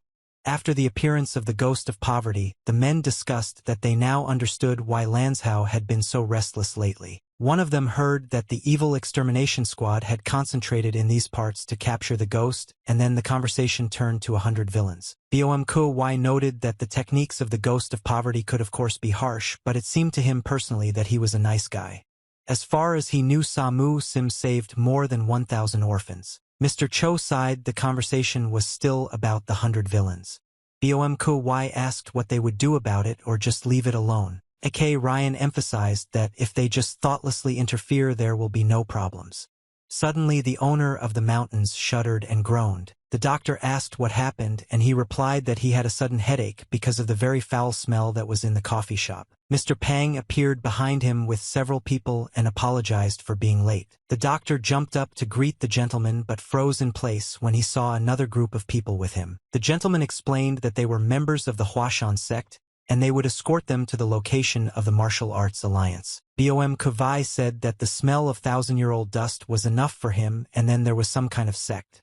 Mr. Cho, looking at the sect member, emphasized that it was still unknown who was actually accompanying whom. Out of nowhere, another group of people appeared in the coffee pot, apparently with their leader at the head. Mr. Pang shuddered slightly when he saw this man. The man noted that with such eloquent comrades this long journey would definitely not bore him, and asked to show respect. We note that in front of him were doctors from the Jin Sun Hospital. One of the guys introduced himself as Ming Jian, the third follower of the Huashan sect, and greeted all the healers of the hospital. Mr. Cho found the name very familiar. He remembered that the heart of the Huashan sect was the 24 Plum Blossom Swordmasters and Ming Jian was their leader, the chief swordmaster. Ming Jian noted that from now on he and his men would accompany Mr. Pang and the doctors from Jin Song's hospital to the location of the Martial Arts Alliance.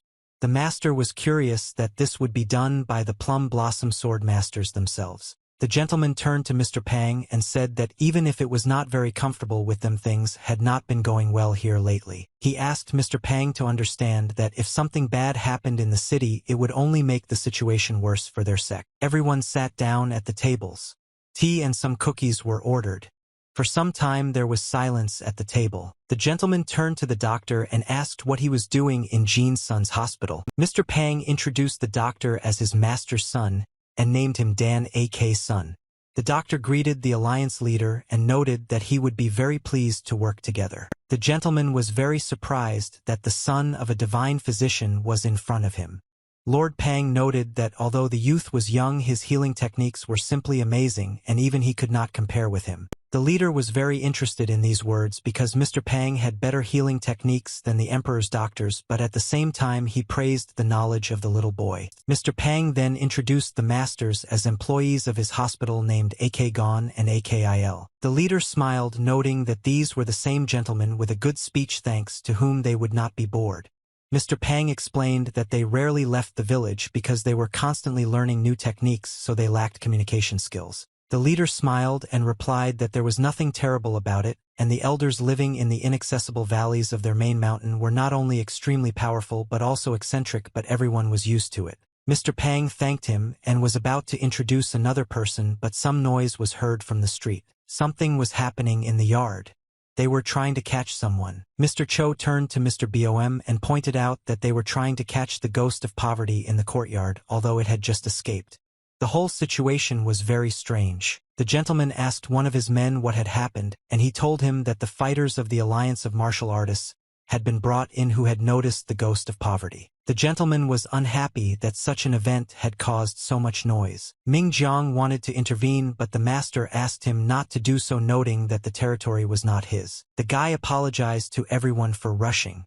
The gentleman noted that the main thing was that in their world there were no enemies and allies at the moment. They share common interests with the alliance. The doctor turned to the gentleman and noted that apparently the grandfather did not approve of the alliance of martial arts masters.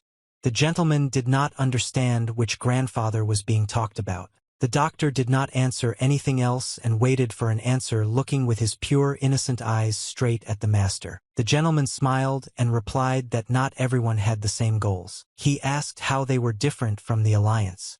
Ming Jiang intervened and noted that there were too many outsiders in the room, but the gentleman asked when they had ever worried about other people's opinions. Ming Jiang said that he thought he should be wary of those who could distort their words and use it for selfish purposes. The gentleman emphasized that he was simply stating the facts. The alliance had long since crossed all boundaries. Initially they wanted to stop all wars in the world of martial arts, but in reality there was complete chaos. They said that the great grew from the small well. It was strange that they did not know that later they would not overcome their dark karma. Bom joined the conversation and said that he thought the gentleman had locked himself in the mountains and knew nothing about the affairs of the martial arts world, but in fact he was thinking sensibly. Mr. Cho noted that it was necessary for the first follower of the sect to have knowledge of this level. The gentleman smiled and asked for Dan's opinion about the doctor. The young man emphasized that he was still very young and did not know much. He explained that he had been taught that the distinction between political factions was erased the moment a patient needed treatment. The gentleman asked what the words about erasing differences meant, and Ming Jiang thought to herself when this old man would stop asking questions. The gentleman laughed and apologized, saying that if the question was too difficult he could not answer it.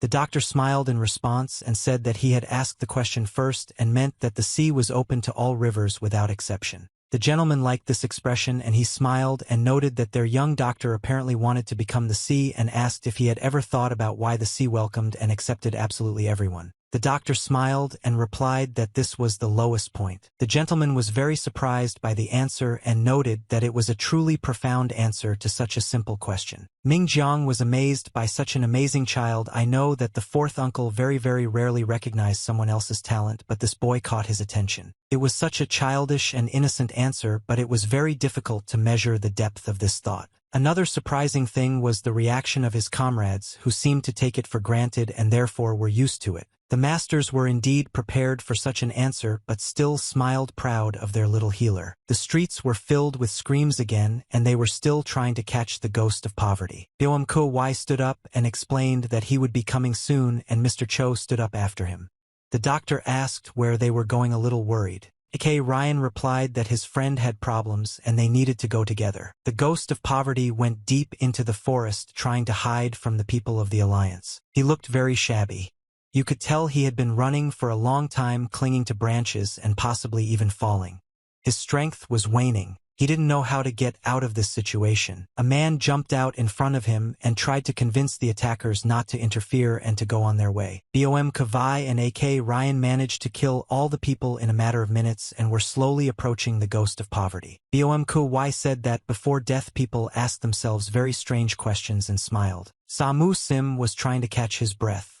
He already thought that he would soon die until the masters appeared, surrounded by the evil destruction squad, and he decided that he was doomed to certain death.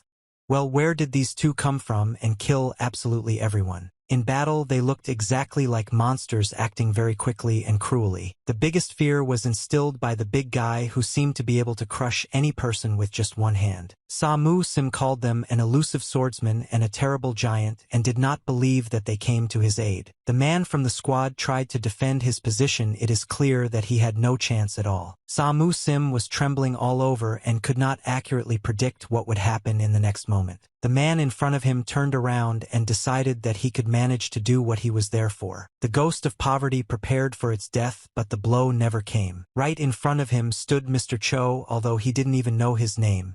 The man protected him from the blow, but he himself was not hurt. The blow literally disappeared without causing any damage. The man from the squad trembled as he saw the man in front of him disperse the ball's energy with his bare hands. Bom Kavai stood behind the squad member and reminded his brother that the doctor had forbidden them to use internal energy. The man decided to escape and ran away. He still apparently didn't understand what these two masters were capable of since he decided that he had a chance of salvation. Bom Kavai rushed after him and delivered his blow. Mu Sim confirmed his suspicions by observing the masters. The two of them were able to kill an entire squad and remained completely unharmed. They possessed incredible strength. The ghost of poverty went to meet them and bowed his head, introduced himself, and greeted the sinister martial artist. Bom Kavai was surprised that this man could guess. The ghost explained that they were distinguished by their special physique and high-level martial arts. In addition, they were accompanied by a man who addressed them as a brother. Bom Kavai asked to stop talking and asked the ghost to remember that they were not here, and he killed the entire squad single-handedly. Mr. Cho noted that the ghost should have been aware that the Martial Arts Alliance was hunting him and asked why he was roaming around so freely. A smile appeared on the ghost's face involuntarily, which angered A.K. Ryan. The ghost assured that there was nothing funny and replied that he had to find something where the Alliance was. He was looking for a wooden box. His stash had been robbed, and now he was looking for the Alliance people holding his box. The masters asked what was in the box, and the ghost replied that for ordinary people it was of no value, but for him it was more important than any jewel. Mr. Cho replied that there was nothing more important than his life and it was worth saving. Mu Sim promised that she would remember this and looked down at the floor. The ghost of poverty bowed as a sign of respect.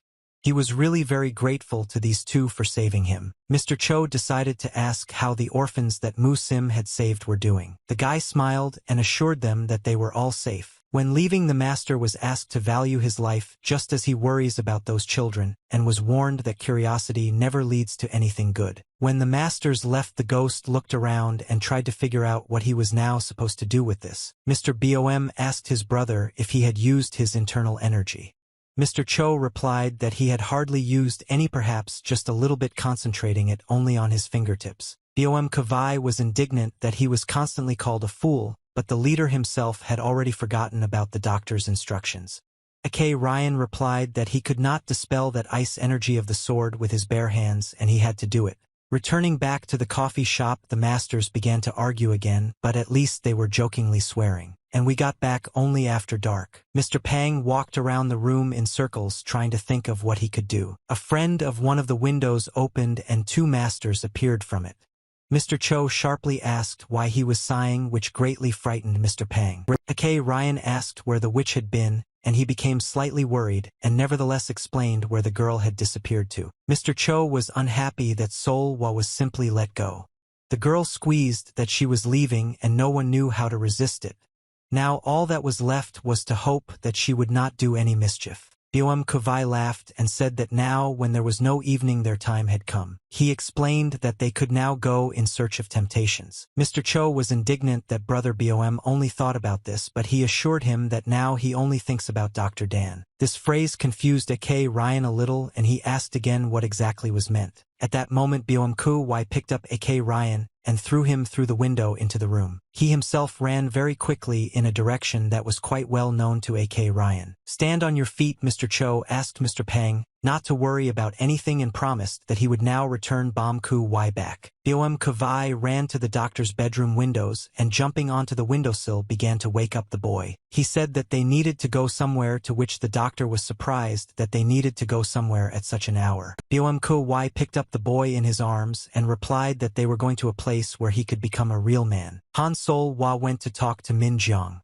They sat across from each other at the table and drank tea. The girl said that there was no longer any need to accompany them tomorrow, and asked Ming Jiang to return, noting that the Huashan sect had shown enough sincerity. Ming Jiang apologized and explained that he could not make such decisions on his own, and was simply following the orders of his sect. The girl asked what to do if her squad was uncomfortable because of them and called the guy a stubborn child. Min Jiang didn't like this. He emphasized that he hadn't been a child for a long time, although he thought to himself how young he looked that he was called that. The guy reminded that he never introduced himself and gave his name and position, emphasizing that he was 20 years old. The young man wanted to know the girl's name and age in response, but she did not allow him to find out. The girl replied that it was not customary to ask women such questions. Ming Jiang still didn't fully understand the essence of their dialogue and what this girl was trying to achieve. Sol Hua took a sip of tea and said that they shouldn't have been accompanied from the start because a rabbit couldn't protect a tiger. The young man simply let the next few sentences pass through his ears without hearing a word. The girl noticed this and asked him to come back and listen to what she was saying.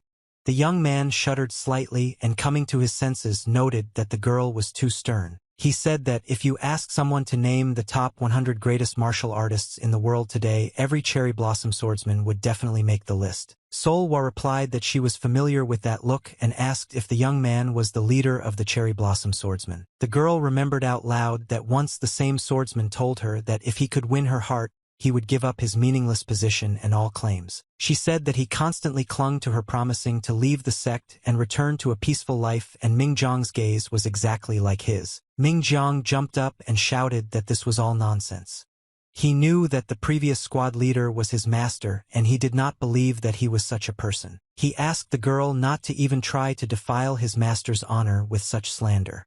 Sol Hua answered very calmly that she was not lying at all. Ming Jiang threatened that this was his last warning and the Huashan sect would not tolerate insults. The girl asked whether he would have stopped the escort if this had turned out to be true. The guy demanded that the girl take responsibility for her words, and the girl asked with a slight laugh how she should have done it. After thinking for a bit, the girl suggested that if she lied she would fulfill one of his wishes. The young man thought for a while. He calmed down and asked the girl to allow his squad to continue to accompany her and her friends. What a wish the witch was surprised by. Ming Jiang noted that the dispute had to be fair and said that now his master was in Xi'an, the home of the Alliance of Martial Artists, on an important mission, and the truth would be revealed very soon. He shouted to his men and ordered the cherry blossom swordsmen to immediately go to the master and report what they had heard. The girl wasn't worried at all and just smiled. She suggested that we wait for the results together and drink some more tea. Bom Kuwai took Danaka to a place where he thought he could have fun for the first time. Several girls lined up in front of him, very well-groomed and pleasant-looking, smiling slyly and shooting their eyes. After thinking for a bit, the doctor chose one of the girls. Bom Kuwai laughed that his doctor was a real man. Dan Ak approached the girl and took her hand. After feeling the girl's hand a little, he also wanted to choose the gentleman standing next to him. The old man grimaced with disgust and replied that he was the owner of this establishment.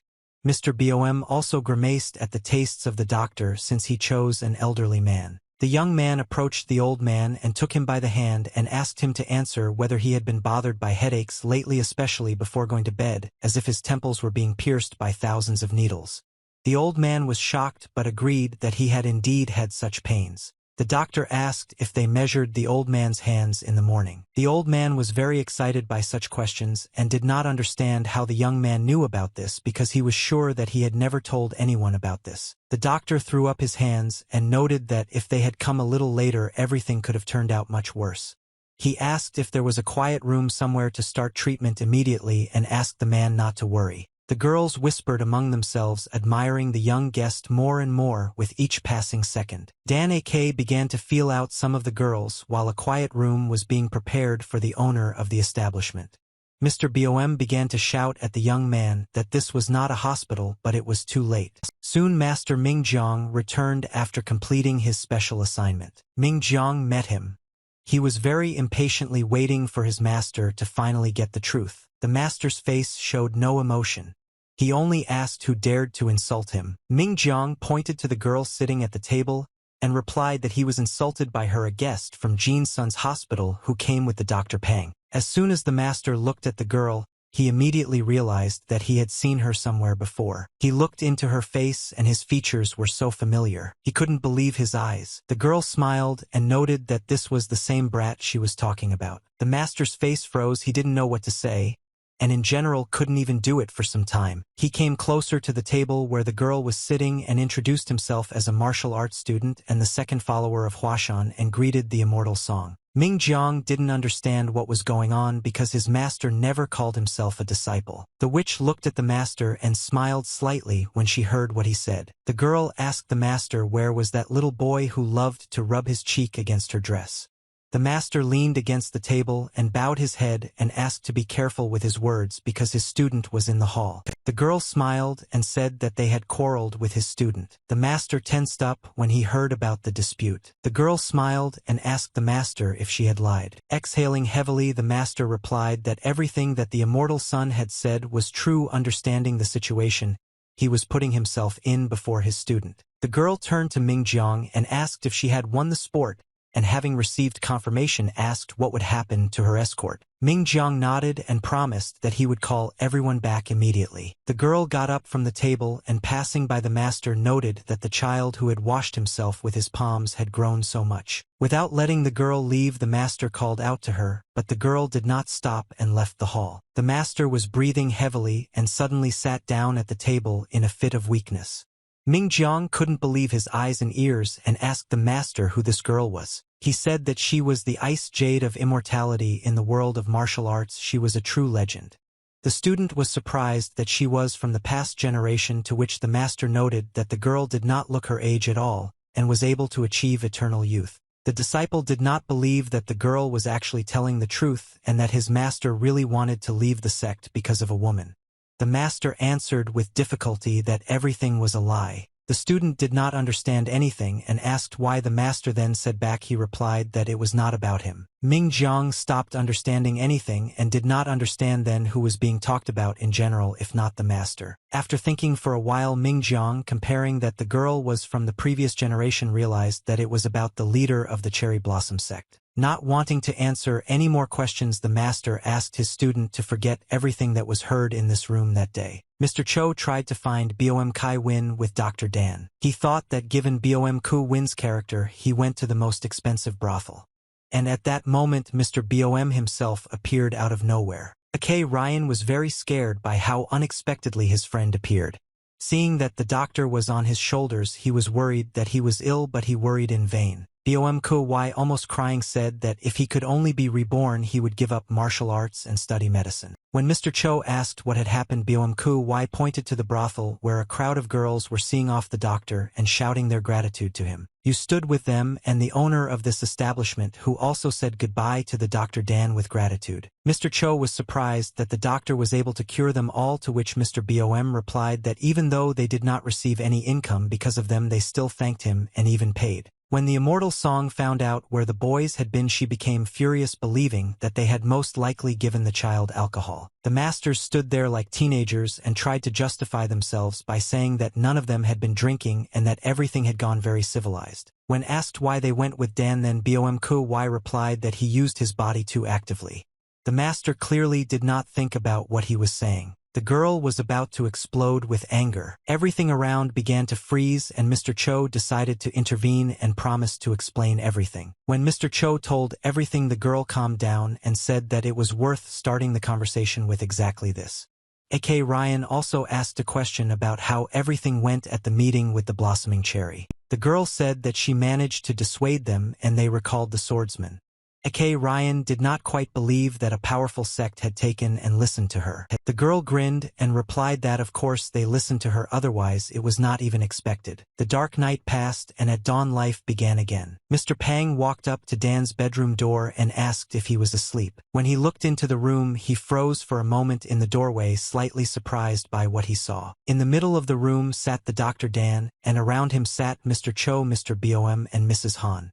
They were all undergoing acupuncture. The doctor was completely focused on his work and was not distracted by extraneous sounds. He tried very hard and was worried, which is why he was sweating so much as drops of sweat flowed down to the floor at his feet. Mr. Pang entered the room and, closing the door behind him, began to wait for the young lord to pay attention to him. Having finished with another needle, the young man wiped the sweat from his forehead with his hand and greeted the gentleman. Mr. Pang noted that the boy worked hard and asked permission to look at his work. He walked up to Bom Ku-win and examined his back and the location of the needles on it. The gentleman was surprised that the boy used both parents' acupuncture techniques. The doctor smiled and replied that he had been studying this for a long time, but only recently had he finally begun to see results. The gentleman was very interested in this technology, but it could not be said that he fully approved of it. Dr. Dan was a little upset that the gentleman said that it could only be a theory because the boy saw the results and besides it did not give any side effects. The gentleman smiled and asked who else would dare to try such a thing if not the Lord of the Valley, and explained that that is why he said that such a thing was only possible in theory, because even he himself would be afraid to do such a thing. The gentleman noted that if the needle had gone even a millimeter deeper, people could have been paralyzed. Hearing this, Bom Ku-wai became very tense. The gentleman also warned that if the boy guided the needle at the wrong angle, people could also lose their hearing. At this point, A.K. Ryan himself became tense. The slightest mistake could lead to loss of vision. The gentleman said that his hands were shaking and he would not even dare to use acupuncture. The doctor saw that his patients were getting nervous and strictly ordered them not to move. The doctor asked what brought Mr. Pang to him at such an hour, and he replied that they should hurry. He said that a letter had arrived from the head of the Martial Arts Masters Alliance himself stating that the patient's condition was rapidly deteriorating.